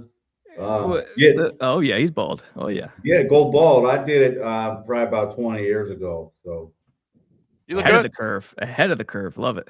Well, I was thinning up top, and I was like, you know what? I'm not doing this. Like my cousin at the time, he had like a toupee, and then he had like the Hulk Hogan hair, and he thought he was cool. And like, I was like, all the broads know that that's a wig, bro. Like, yeah, you can't get over it. Yeah. So I just went with it bald and been like that ever since. I truth be told, I wish I could do the shaved head thing. I really wish my brother-in-law is bald, and I tell him I'm jealous. I wish I could do it, but I am a conehead. It's drastic. I'm telling you, it's bad. Well, I would take the hair if I could do it. You know what I mean? Yeah. I'd much rather have hair, but and I'd much rather have a new head coach as well. I mean, this guy, he was not prepared at all for this job. I mean, if this was he said it was his dream job, and then he brought in bums to run it. Like, I don't know if that's your dream job, bro. And you brought in these whelps, these proven losers, guys that were cast, Steve Wilkes. He's a bum. Justin Fields, he ran out of 2 buildings, and he says, yeah, I'm going to coach this guy up. It's going to be on me. Yeah, it's on him. It looks like the Bears did a hell of a job that one season for Fields when he produced pretty good numbers. Well, yeah. I mean, look what the Bears are doing now with Ben Johnson. And also, they bet on Fields' character. Justin Fields quit on the team. He was a terrible leader. It looked like he never was all in, giving it his all, like all that. He would sit there at the press conference and be like, well, there's bigger things than just football, this and that. And it's like, dude, obviously, but like you're the captain of the team. You're supposed to be the leader. Like, where's the leadership? This team is just bereft of leadership. It starts with the quarterback. And yet he's not viewed nearly in the same villain spotlight as the previous quarterback. It's interesting. No, is Zach Wilson or Aaron Rodgers? Rodgers Yeah. was the final boss in a Nintendo game in terms of how he was viewed villain-wise. I'd say 50-50 split, maybe over 50%, 60-40 villain. Yeah. And Fields, literally, like this guy Rodgers chose the Jets as an old man, Hall of Famer, had no reason to do so. Tore his Achilles, came back, worked hard. He had the red line comments with Mike Williams, but guess what? I want my quarterback leader to ruffle some feathers. I want him to do that stuff. Fields quit on the team, and he has no balls. I just think Jets fans have been through the ringer. They don't know what to think, and I get it. I completely No, get we it. need a team with balls. We need a team with guts. We need men, not mussies. You know what I mean? Like, there was times Justin Fields would just stand there and get sacked and just look like a deer in headlights, like just panic and shake. I mean, you've seen it. Yeah. Like, well, in fairness to him too, he only threw one pick. Well, yeah, you have to throw a ball to get it intercepted. That's the point. Like, what kind of message? This is where my brain goes. What kind of message is coming down from atop the coaching staff to the quarterback? If your quarterback isn't taking any chances whatsoever, only has one pick, yet is producing like the 32nd quarterback in the league. Yeah, What is that? Like, how does that work? It will never work. It shouldn't work. And then when you're not critical of the guy and you're like coddle him, like it's really not his fault or this and that, and then the owner has to come out and bash him. And then finally something happens. And I mean, our owner is just inept. I think he's a Patriots fan. I mean, he's not a Patriot. Why do you say that? Because look at the team. I mean, maybe he just hates the fans. Because every time Woody does something, it's bad. Like, right, if any one of us at our jobs right now performed as bad as Glenn has, we would have been ran out of that building 2 months ago. We would have been fired. The difference is we don't get the same, one-on-one hug session that Glenn's able to give to Woody every day, and that matters. Well, yeah, well, it doesn't matter to me. It doesn't matter to the rest of the team. See if it matters to Jermaine Johnson or Breece Hall. Those are the guys out being gladiators. Again, I think we're at a point now where he's completely lost. It's clear that no one's bought in. And if Woody Johnson had an ounce of football savviness to him, he'd recognize the mistake, own it, and correct it. That's what a good owner would do, like Robert Kraft. We know what's going to happen, though, Pork. It's unfortunate. Yeah, I mean, we're not going to go out and get Andy Reid either or anybody else that's a decent coach. I mean, hopefully we will. I mean, who wants to – I mean – Again, you could get someone, though. This is the time to do it. You have 5 first-round picks over the next 2 years, $100 million in cap space the next 2. This can be a good job. It's still New York. You could be the guy to fix the Jets. You have the resources to do it. For those saying who would want to come here, and I completely get it, I think it has to be rerouted to who would want to come here, but holy crap, right now is the moment to strike. Yes. When it's so hard to attract great coaches. It would it be easier right now or next year? In other words, I think that's the thought process. Ladies and gentlemen, it's time to get back into your calls. There's a guy on the line that is a man's man. Breaker 666. He's the man who would kick your ass, and then he's gabagoo.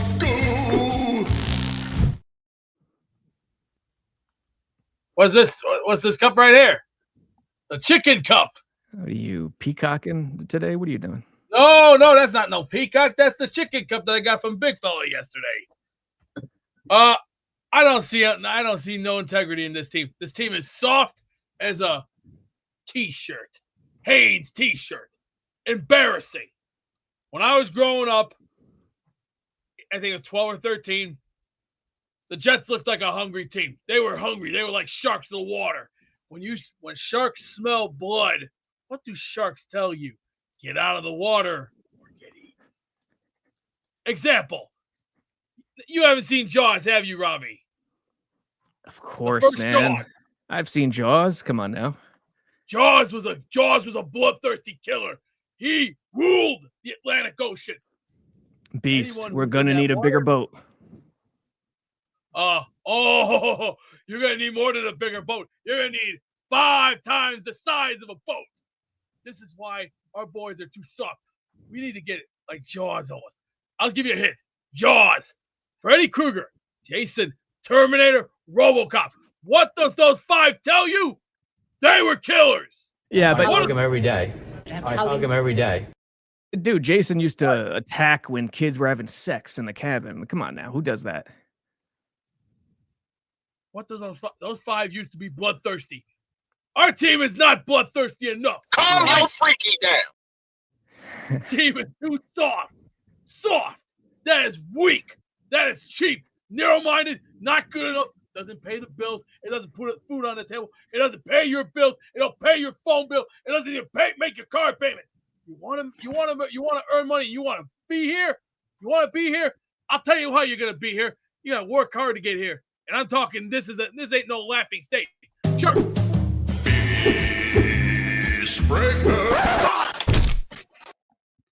Another great call from the Beast. A lot of salient points. You F5'd them, dude. Did what needed to be done. I got one more call for you, Robbie. I know this has been a lengthy show here, but this is probably the only one I'm doing today because I already did 4 hours of radio and been up since 4 a.m. and I'm tired. So let's say hello to a guy who's a man's man as well. Chicken doesn't go with pasta. Don't you know it's disgusting? Chicken can't go with pasta. Why? Because of the texture. Instead, go get yourself pizza at the closest Shell gas station. Cause chicken don't go with pasta. I just discovered dogs are pets. What up, y'all? What up? There he is, Gary.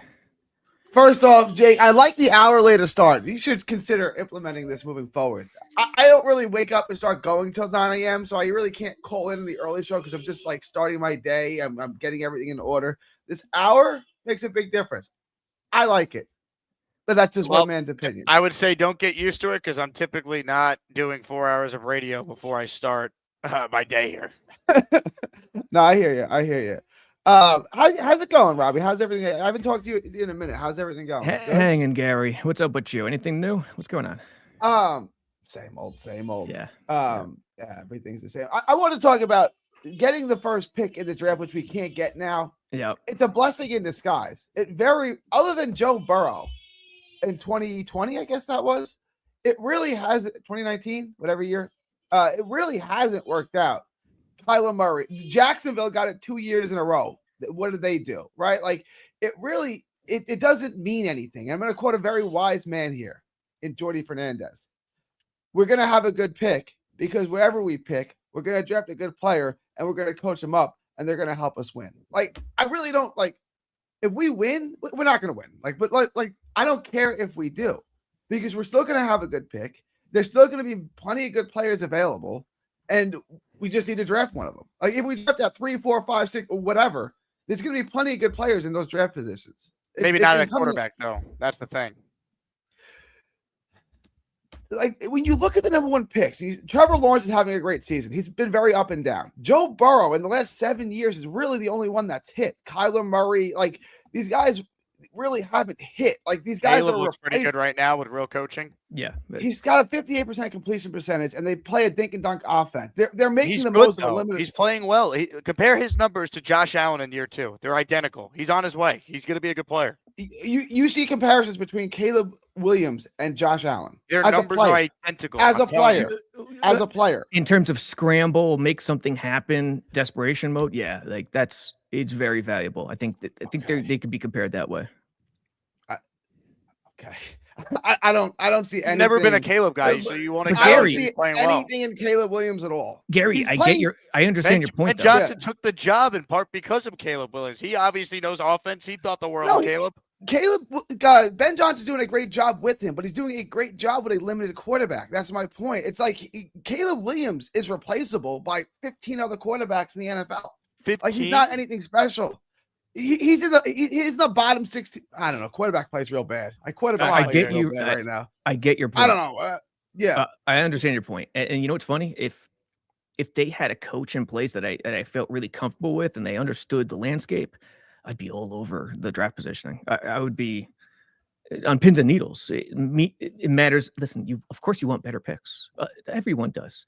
But it's just not a huge focus for me right now. So I get your point, and I understand why. Because that fluctuation is real with the quarterbacks, and the main variable is the offensive play caller and architect. Hey, Gary, should the Jets hire a female coach? That's what Leon wants to know. No, women can't lead men. Men lead. Oh, this is how God made us. I'm not breaking any news here. Men lead. I'm just going to make noise to get you going. That's all. Here we go. Robbie, you're married, correct? No. Oh, I thought you were married. All right, never mind. By then. the grace Okay. of God, no. Okay. All right. And literally, it was God. That yeah. I don't know what happened. But what I'm saying is, when you pursue a woman, you pursue the woman. You ask her. You lead. She follows. You ask her for her number. You ask her on a date, right? You ask her for her hand in marriage, right? You lead her, correct? Okay. I'm not saying anything crazy here. That's how. Yes. Yes. These have been the norms for thousands of years. I understand what you're saying. Yeah. Okay. Men lead, women follow. If that offends you, I don't know what to tell you. Hey, That's Robbie, how do God you made think us. women have a right to vote? Because Gary doesn't. Break that argument down for me real quickly. Do I think they have the right to vote? Yes, I think they have the right to vote. Should they have the right to vote? I would probably say no. Yeah. I would say I would expand the convo like this. I think there's a vast population across the country whose votes are misguided and come from the wrong place. And I won't break it down in terms of, sex or culture. I just think it's really widespread. I'll put it that way. I'll talk to Robbie on this, right? Because Jake, my take. We've done this a million times. I don't think most people should vote. I don't think Hey, real quick, sports take. Rattler or Caleb Williams? Who would you rather Rattler, have? 10 out of 10. Oh! Rattler, 10 out of 10. I love Spencer Rattler. Oh, wow. This guy laughed at me when I said not to draft Jaden Daniels in the first round because he's going to get injured. How did that work out? You listen, it's it's 2 years. 2 years. One good, one bad. 1 year was great. 1 year was injured. Again, if we were doing a redraft right now, Jaden Daniels goes in the top 3. Nothing changes. Probably. We did this Pennington was great. When Pennington was healthy, Pennington was great, right? He was good. Could you draft him again? Could you draft him again in the first round, knowing what you know? Well, with the injuries, he's going to miss time. No, we didn't know that though. But that's the risk that you run with a guy who's built like Kevin Durant and runs like Derrick Henry. You know he's going to get There's hurt. a risk with any player, though. Anyone can that get risk hurt. is magnified when he plays the way that Jaden Daniels does, and he's built the way Jaden Daniels is. Again, that's fair. But when Jaden Daniels is at his best, he was a top 5 player in the league as a rookie last year. That's got to be factored into the evaluation. I never questioned his ability to play. I questioned his ability to stay healthy. See, I think a lot of Gary's points. I'm going to be Dr. Phil real quick. A lot of Gary's points are right. I just think he goes too far, and maybe he goes too far to emphasize the headline. You know what I mean? There's no way you would take Rattler over Caleb Williams. I would take Rattler over Caleb Williams 10 out of 10. That's not even a close. Rattler is so good. And by the way, I understand your point about Caleb. He might not be He's being outplayed by Shuck. Shuck took his job. Shuck's been playing well. Yeah, and Shuck was injury prone. The reason why Shuck dropped is because of injuries. It really was. Well, he was also 26, and he played he played 5 years at Oregon. Then he went to Tech for 10 years. I hear the age thing. Yeah, the age is probably has to do with it a little bit. I think it was mainly injuries, honestly. You guys, I said this about Jameis Winston too. There's certain a style of play that I look for in a quarterback. Mm-hmm. Spencer Rattler hits that hammer on the nail. Caleb Williams is the exact. He's not as bad as I thought he was, but Caleb Williams isn't good. I watched my wife's a Bears. Would you rather Brandon Weeden or Caleb Williams? Brandon Weeden. Where did that name come from? Someone commented Brandon Weeden. I was like, I haven't thought about that guy in a long time. Jeff, you might not be old enough for this. Jeff George or Caleb Williams? Jeff George. I remember Jeff George. Yeah. I don't really remember him. I remember the name. I remember he was a bust. One of the strongest arms in NFL history, but he was. Watching Stafford yesterday. That arm is crazy still, isn't that? However old he is. The old man. I'm telling you, part of looking ahead of the curve in the NFL right now is the old man quarterback era is something on the horizon. 2/3 of the league will have quote unquote franchise young guys, but I think the 1/3 of the league will employ old quarterbacks. You can't touch them.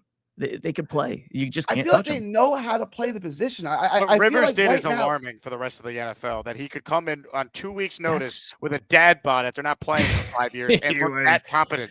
He was looking unreal. Heavy, he was so much better than most of the quarterback games we got from any Jet this year. And he had 6 practices. It's unbelievable. He's an offensive mind unto himself on the field. And I think that's the thing. You're right. It should be so alarming. And Woody and the Jets should take note of that, honestly. Right. But yeah, that's where we are. That's the league. Like Bart Scott on your radio show. He's right. The league has been dumbed down. It has, because of the rules. You can't touch guys outside. Yards per completion is the lowest it ever has. You can't hit guys. You can't touch quarterbacks. It's dumbed down. I agree with Bart. But the thing is, that's what makes offensive play calling that much more important, because it's not about scoring points. It's not about getting yards. It's about efficiency, time of possession to help the defense. It's about all those things going above and beyond yards and points. So that's why offensive play callers, Rivers, bums like Rodgers could have a level of success. Stafford, you know, me, Rams fans were upset with that Goff Stafford trade. So yeah, man, it's coming. Old man QB. I see so many comparisons between the quarterback position and boxers, and you see the quarterback, they don't really develop them anymore. They just rush them out there and slop and just get out there and start right away, and we'll dumb down the offense so that you can work. And I saw this in boxing. You remember Pacquiao almost beat this kid Mario Barrios. Barrios is from Texas. I've known him since he's a kid, right? Super talent, super tall, 6'2", 126 pounds at the time, super long with power. So they just rushed him. And at no point did anyone ever teach him how to fight, right? It was just move him along, get him to a world title, great, make some money off of him. Yeah. No one ever taught him how to fight. And 45-year-old Pacquiao is 45-year-old Pacquiao is beating his ass. And then Pacquiao just ran out of gas the last 4 rounds because he was 45, and they settled for a draw. I see the same thing in football, like Caleb Williams and Cam Ward. It's just rush him out, slop job, whatever it is, just make him good enough that we can win with him. And no one ever really taught him how to play quarterback. And that's coming home to roost now. Like, you see these quarterbacks. Like, I think Cam Ward's got a lot of talent. I don't think anyone's ever taught him how to play quarterback. Like, think about Rex's defense. It was pressure. It was get after the quarterback. Delayed blitzes even. Bart talked about it. Why is everyone mugging the A gap? Why are you showing blitz? Just line up regular and have them delay blitz. Why it doesn't work anymore is because quarterbacks are getting rid of the ball faster than ever. It is so easy to complete short stuff, efficient stuff, because you can't touch the receivers, that it's 1-2 out, 1-2 out, 3-step, 3-step, 3-step, 5-step occasionally, never 7-step, never longer developing stuff. You can't blitz like you used to because of that. If you send 6 and they release the ball quicker than ever, you're just killing yourself on defense. So the defense is dumbed down. They all have to play a cookie cutter way. And that's, as you said, young quarterbacks are getting thrown out there, partly because of the draft and the salary cap being slotted. You could miss on a quarterback and not set yourself back 5 years, like in the old days. Who was the quarterback that got what was the quarterback in Oklahoma? Sam, what Bradford. was his name? The Bradford draft was the last one before the new slotted system. Yeah. Because Cam Newton was coming in and he was going to, so they changed it. Draft. And you didn't have to negotiate with the quarterback before picking him. And suddenly it was revolutionary. It was right around the time the league started drastically changing 15 years ago. That's what changed it, because now you're trying to just hit a home run on a quarterback, get a quarterback. It's a lotto ticket. It's a lotto ticket. A lot of these guys don't deserve top 10 picks. They just get shoved up there because GMs know you could take them, and if it doesn't work out, you just pivot. Did the moon landing happen, Robbie? Oh man, I understand the skepticism. I'll say that. Way to toe that line. Way to toe that line. See, it's interesting. If you ask people if the moon landing happened, only about 10% of them say no. But if you change the question, you think it's 10%? The narrative. I looked at studies on it. It's about 10%, right? If you ask the question, do you question the official narrative of the moon landing? That number jumps up to like 35%. Like, it goes from 10 to I like thought it would be more than 35, to be honest. Well, all the boomers believe it. All the boomers believe it happened. Like, Dave Brigham believes it because it happened. I can't believe anyone in 2025, almost 2026, believes. How did we get back? Right? We all saw the takeoff. That was, and how did we get back? Dude, I saw Tom Hanks. I saw Tom Hanks survive. I saw Tom Hanks survive a mass catastrophe. What do you mean? How did they get back? What do you mean? They got back in the rocket and they went back to the United States. Yeah, it never blasted off. We saw it blast off land. How did it blast off the moon and get back to Earth? Do you buy into? Kind of fluttered in the air. Do you buy into the Stanley Kubrick part of it that he directed the footage? I do, and I feel like if Stanley Kubrick did it, it would look a lot better. It wouldn't look so fake. It's 1969 though. That's true too. But and you know he's gonna if it were to go down that way, you know he's gonna create methods to make it look a little grainy.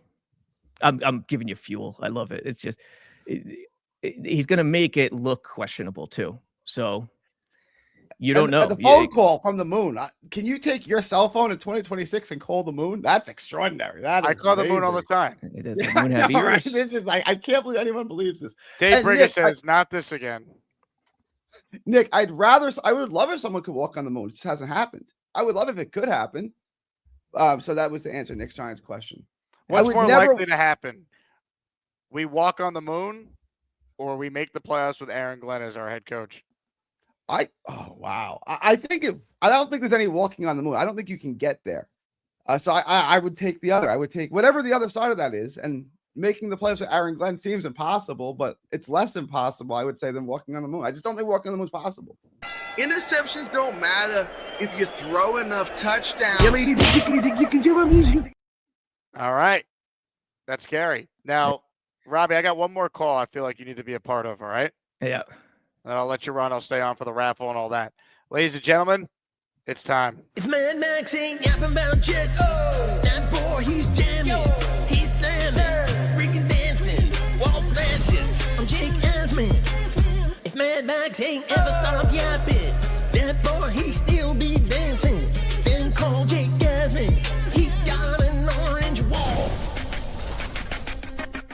Honestly, can you guys hear me? No way.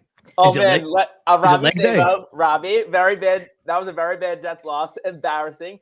Honestly, what's your thoughts? Do you think Aaron Glenn should be fired? I want him fired. He's terrible. Is it leg day, Mad Max? I caught your appearance yesterday. Oh man, it's back in thighs day. Today is back in thighs. Back in thighs. Look at your thigh man. Because I was doing chest and tries yesterday at the gym. You run everything, don't you? You just like you new Slim Shady. Give me some jumping jacks, Mad Max. Let's go. Let's go.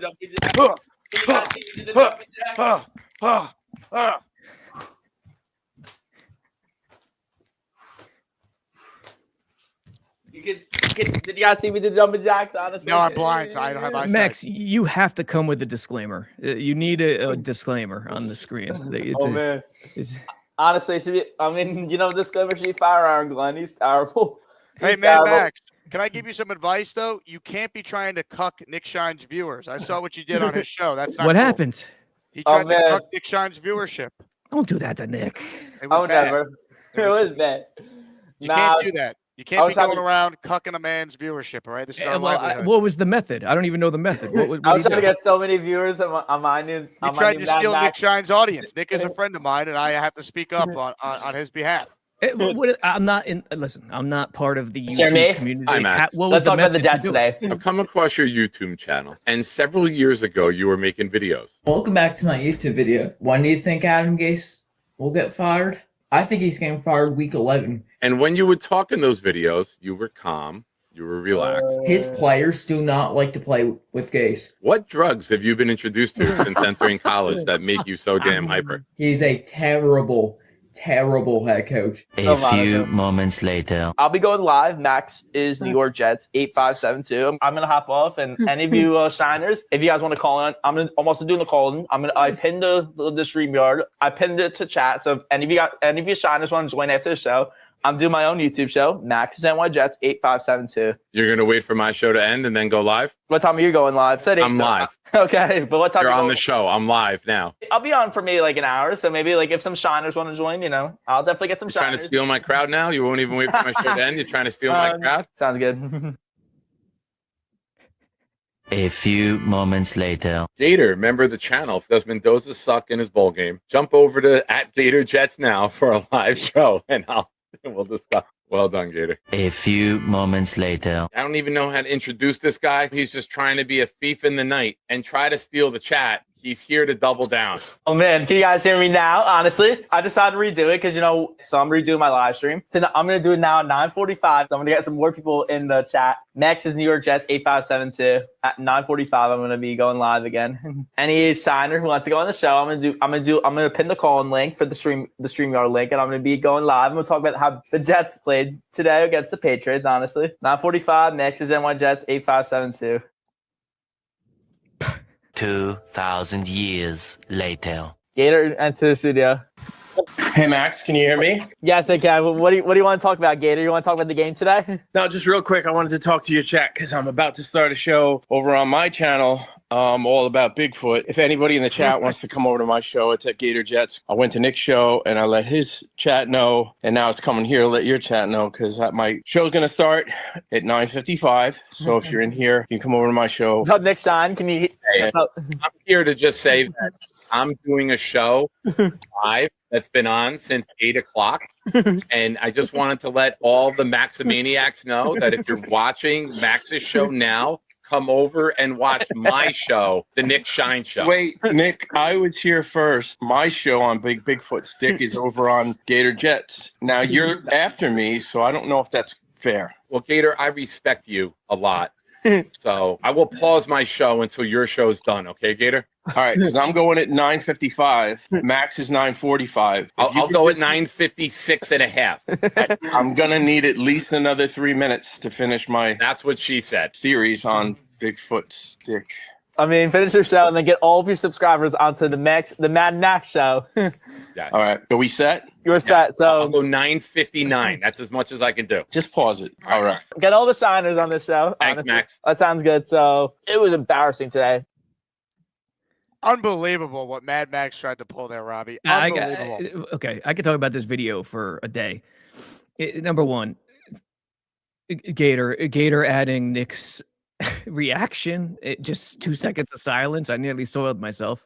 That's one. This is Lex Luthor's origin story. Number two, yeah, I had a third point. I forgot already. But Mad Max, what you doing? What you doing?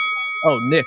Oh, man. What are you doing, Mad Max? Apologize. I apologize, Nick Shine, for stealing your viewers on the show. Say it to him personally. Nick Shine joins us now. Hello, Nick. Nick Shine, I apologize for stealing viewers on your show. Next time, when I do a live show, I will do it when you're not live. When you're not live, so I can get so many viewers on your show. Max, it's not about you right now. Jake, I'm just here to tell all the Asmaniacs that I'm going live right now. If anyone wants to Nick calmly asking Max, what drugs were you introduced to? And Robbie, it's a discussion that needs to be had. Dude, disclaimer and more. Definitely, yeah. It's Max is fun when he calls in. You never know what you're gonna get. Well, Mad Max, lay off the substances, all right? Sounds good. All right, ladies and gentlemen. Gator messaged me during my show, and he's like, Max just went live.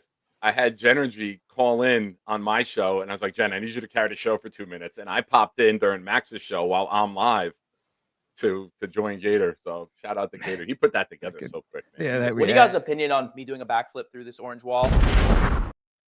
Unbelievable. He tried to steal the Nick Shine audience. I wouldn't stand for that, Nick. You're a friend. I would never let that happen. Yeah, he wasn't even subtle about it either. That. Robbie, pleasure to meet you. I think it's the first time that we're on together, man. Oh, for real, dude. I feel like I know you. I've seen you so many times. Oh, yeah, man. Yeah, man. Yeah. What are we doing here? If we lose 40-10 again, like I think Woody's just gonna erupt. Like I don't want Glenn to get fired. I don't want Glenn to get fired. But I think Woody's been too silent, and that worries me because Woody will. Yeah. I don't want to say Woody will erupt, but there we go. I said it. He will overreact, and he will be irrational when he. Calm your freaky down. It was called. I heard the words coming out. Well done. What Mangini? Let's think back. How did the Mangini process go down the last few weeks of that season? He promised he wasn't going to fire him after they acquired Favre, and then they collapsed at the end of 2008, and he fired him. But was he quiet towards the end? I don't remember there being a lot of people saying Mangini was going to get fired. Right. I don't remember. Maybe there was some talk of it, but I don't remember it being like a definitive. Like they finished 9-7. It's not like they were 3-13. Yeah, 8-3, then 9-7. It was kind of a surprise. It was more of a surprise on the outside as opposed to the inside. Yeah, I don't know. I could see it going both ways, to be honest. Now, why don't you want him fired, Nick? You actually think he could be a good coach for this team? Because I've seen nothing to tell me, yep, let's let him draft a quarterback and move forward with this ridiculous plan. He has no plan. I'm trying to divide the love that I had for him as a player for what That's why. I see as a head Again, coach, right? that's the problem. If he never played for the Jets, there would be pitchforks and the angry mob and the rubble South Park crowd. outside of Florham Park. It'd be Steve Wilkes, Nate Hackett. It'd be like all these guys that were one and done. But the fact that you're aware of that is more than a lot, more than a lot of folks. You know what I mean? Like I feel that if he didn't have, you're paying $10 million a year. So, and I know Woody, the NFL owners print money. It's no big deal. But to the pay TV $10 million deals a year Yeah. for the next 4 years, and now bring in a guy who, let's be real, if you're going to have to pay extra to get a guy to come to the Jets with the way it's been. So now you're going to be paying $20-something million a year for a head coach for the next 4 years. I don't know if Woody's going to do that, because I could see Woody saying, we'll give him one more year. We tore it down. We traded Quinnen. We traded Sauce. There is a plan. I could see that being the mantra of the organization. But I could Woody also just spent I'm not mad either way. I'm $254 not mad million on a soccer not team. mad if he gets fired. But I think $254 million he just spent on a soccer team. He has money. He's a billionaire. He wipes his ass with Aaron Glenn's remaining money on his contract. True, but You're- I don't know if he's going to burn the money to burn it. Yeah, I see, think he might that's a give good point. 1 year and see. You know, you look at all the quarterbacks, the young quarterbacks now, May, Caleb. They had coaches the first year, and then the second year they brought in the offensive-minded head coach. If you want to build the structure a little more, if you want to make the job more presentable long-term, I like Muji. You go hit this draft. Maybe you don't get the QB. Maybe at 3, which is no man's land, in my opinion. Maybe Moore goes back to school, and now you don't get a quarterback. So you build this team a little more. You make it a more appealing job to go get a big offensive-minded guy in year 2 of the quarterback when you still have multiple picks in round 1, and it's still appealing, and you have a ton of money. So knowing these coaches, control is a very big thing, and being this close to number 1 is such a thing. It's such a big major factor. And having 5 picks in 2 years as opposed to just that one draft with 3 picks. Trust me, I get what you're saying. I understand it. I just think the negatives far outweigh the positives. Like, I agree. I think they do. And I think if you're an optimistic person, you hope that it turns around. If you're Woody Johnson, who brought in the nostalgic former Jet player, maybe Woody has always done the complete opposite, right? He went from Rex Ryan to Todd Bowles. He went from defense to Gase. He went from Gase to Saleh. He went from Saleh, who's reserved, to Glenn, who's now brash and bold, right? He's always flip-flopped, and I'm afraid that he's going to go from, I fired Saleh in the 5th game, and everyone was on me for that. Maybe I should stick with this coach a little more, because he never finds the middle ground. It's always an extreme change with Woody. I get your point with that. He does the opposite. He does the opposite to a certain limit, maybe in way of convincing himself. However, the major theme with him has always been defensive coaches throughout his entire career. You can't anymore. Like, he's had a theme, defensive motivational coaches. Gase wasn't him. So I get your point. While he does flip-flop, he's at heart, like, that conviction at heart has seemingly remained the same. Oh, the pain. It never ends. Robbie, 2 hours of your time. Fascinating. You're Yeah. the best. When's the next pod with Corbett? I don't know. After Glenn gets fired? No, I'm just kidding. Robbie, are you prepared for Max to call into your show and steal all the viewers? Do you have a plan for this? Max, we invite you. 3rd co-host, 3rd mic. I'll let Jake know when it's happening, so you can come on. I'll let Wayne know. You got to be prepared. I Yeah, wasn't. dude, I was caught off guard. Could you imagine Wayne Corbett taking a call from Mad Max?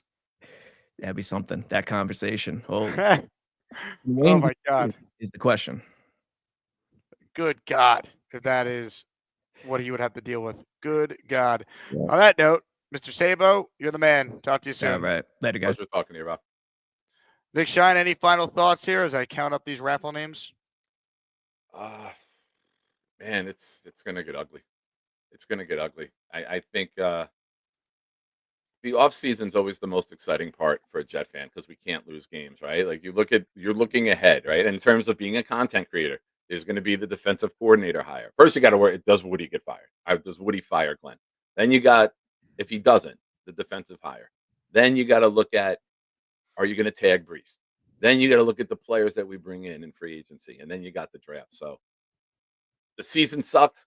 We didn't get 1 week to enjoy, but the offseason will be filled with content, will be filled with conversations, debates, discussions. So Jets fans, We can't lose in January because we don't play. Well, we can lose this January, but we can't lose in the offseason.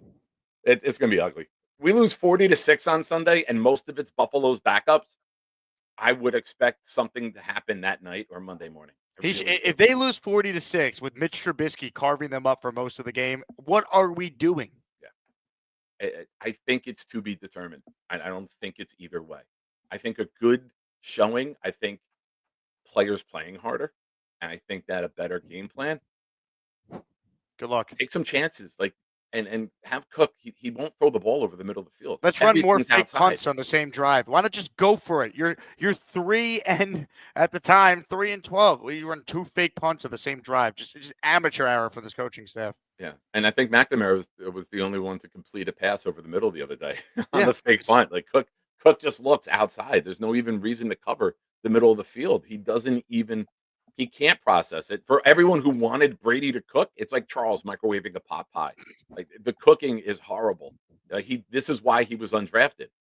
So we got to stop thinking we have a diamond in the rough all the time, and we got to stop overvaluing our players too. This is a bad roster. We were 5-12 with Aaron Rodgers. We blamed everything else, and now we're looking at the roster, and it's bad.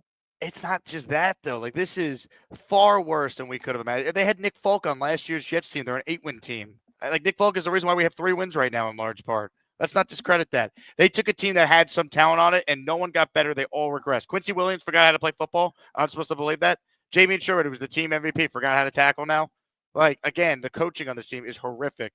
Now, before you go, I have to show this. I haven't shown it yet. Colts have officially been eliminated from the playoffs.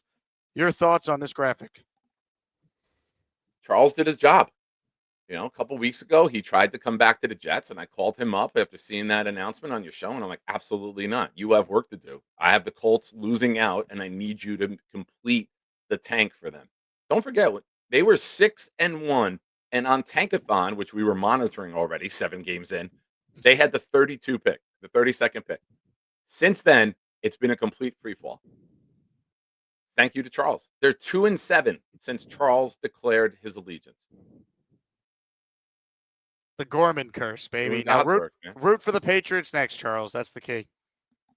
Houston Texans will smack the shit out of them if they go in there in the playoffs. I got Houston against Seattle in the Super Bowl. Houston has been my pick to represent the AFC since they were 4-5, Jake. That defense is electric, man. They can do everything. They're fun to watch. I certainly would enjoy that result. Get me New England and Buffalo out of the playoffs. That's where my rooting allegiance is at this point. Do you still need me to time fill, or are you done with the names? No, I'm all good. I wish you well in your future endeavors. Hey, kick it the beast. He's on the line. You know what? Hold on. You want to do the honors? Ladies and gentlemen, we present to you the Asmaniac Raffle Wheel, brought to you by the great Jake Asman. It's time to announce the winners of the weekly Asmaniac Raffle. Let's spin the Jake Asman Show Wheel of Champions and find out which Asmaniac is winning an epic prize. Job well done by Nick Shine there, tossing to the raffle. Ladies and gentlemen, hit the music. Here we go. Everyone who entered, good luck. If you win, you have to email me, asmanjake@gmail.com. The player you want the jersey in, the size you want it in, and obviously your name and address. I see we have a couple Super Chats I haven't hit yet. Tom, I want you to know when I was counting the names, I did include you. So I will get to the remaining Super Chats after I spin the wheel to pick a winner. Ladies and gentlemen, good luck to everyone, but only one can win on the show today. And the winner is...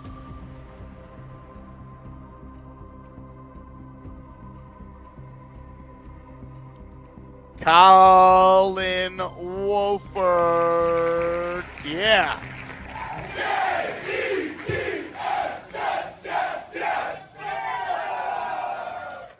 Congrats to Colin. Appreciate you, Colin. You let me know the jersey you want, and we'll get it sent to you. A couple Super Chats I wanted to get caught up on.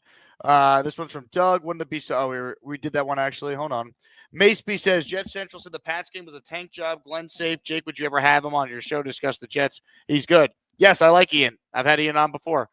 We had him on, I think before the year started. We tried to get Ian to come to our events in Tampa because he lives down there, but unfortunately, I think he had a wedding or something. He couldn't make it. Sam says, Lovey Smith, Brian Billick, Doug Peterson, Shanahan were all fired after winning seasons. What is special about Glenn? Nothing. Nothing. His defenders can't point to one thing he does well as a head coach. Jack with a super chat. After the Giants move on from Kafka, that will be 7 head coaches for them in 10 years. My point is we need to move on from AG. Then we do it now. Yeah, you don't delay the decision if you have doubts before you are about to make a decision that could set the Jets back another 5 years if they're wrong on who they draft in the first round. Dan says, number prediction for the Indy pick. I'll say it's at 15. I don't know. It's at 18 now. I think it will move up a couple slots. Bino, counting Woody's money is the new justification. Yeah. Oh, we can't fire Glenn because Woody would have to pay him to not work. Great. He just bought a soccer team for $250 million. He's a billionaire. I don't think it's money with Woody. I think it's ego. Will he admit he made a huge mistake and won and done a coach who was a franchise legend? Robert Kraft did it. It's been that bad, people. We don't need to pretend. Hexen says, can we get video of Sabo explaining what is needed to be a head coach in 2025 to the Jets front office immediately? Yeah, clip that and send it to One Jets Drive. Amen. Robbie's very, very well spoken and articulate on the modern coach in today's game and what works, what doesn't, what principles matter.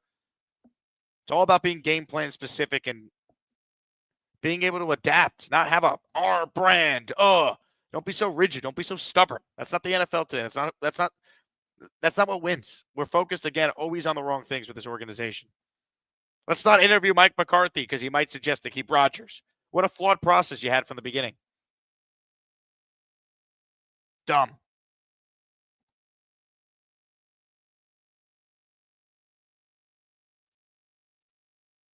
Apparently, this super chat from Doug was new. So, Doug, I apologize. Wouldn't it be so Jets if they get their first pick of the season off Josh Allen or whoever to win the game and thus lose draft positioning? I guess it would be, but I don't know, man. We've been saying, wouldn't it be so Jets if they get the we've done it all year. So Jets if they win the Saints game. Like, they're not even close. They just had the worst December in NFL history. I don't think they're going to win this game Sunday. I think they're going to get killed. I think they quit on the coach, and we'll see that again Sunday. That's kind of where I'm at. I don't know about you guys. All right, I've done 4 hours of radio, so I'm going to get out of here. Again, thank you all for your support. You guys are the best. I'm not leaving you empty-handed, though. I'm going to leave you with a video that needs to be played. Ladies and gentlemen, sit back and enjoy. I'll talk to you on the radio at 6 a.m. tomorrow till 10 a.m. Lot to do. Another day in New York sports. Like the video. Subscribe to the channel. Go Jets. I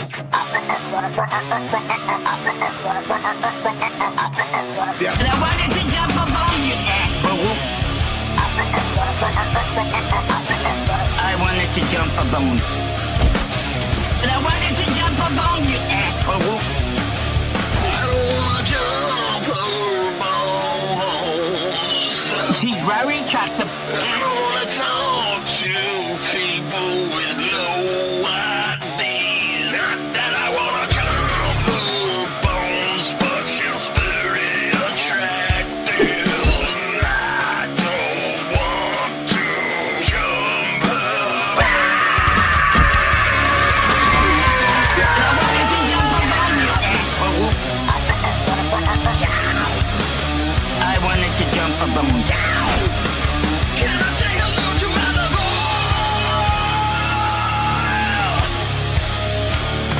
I don't wanna jump up. You know,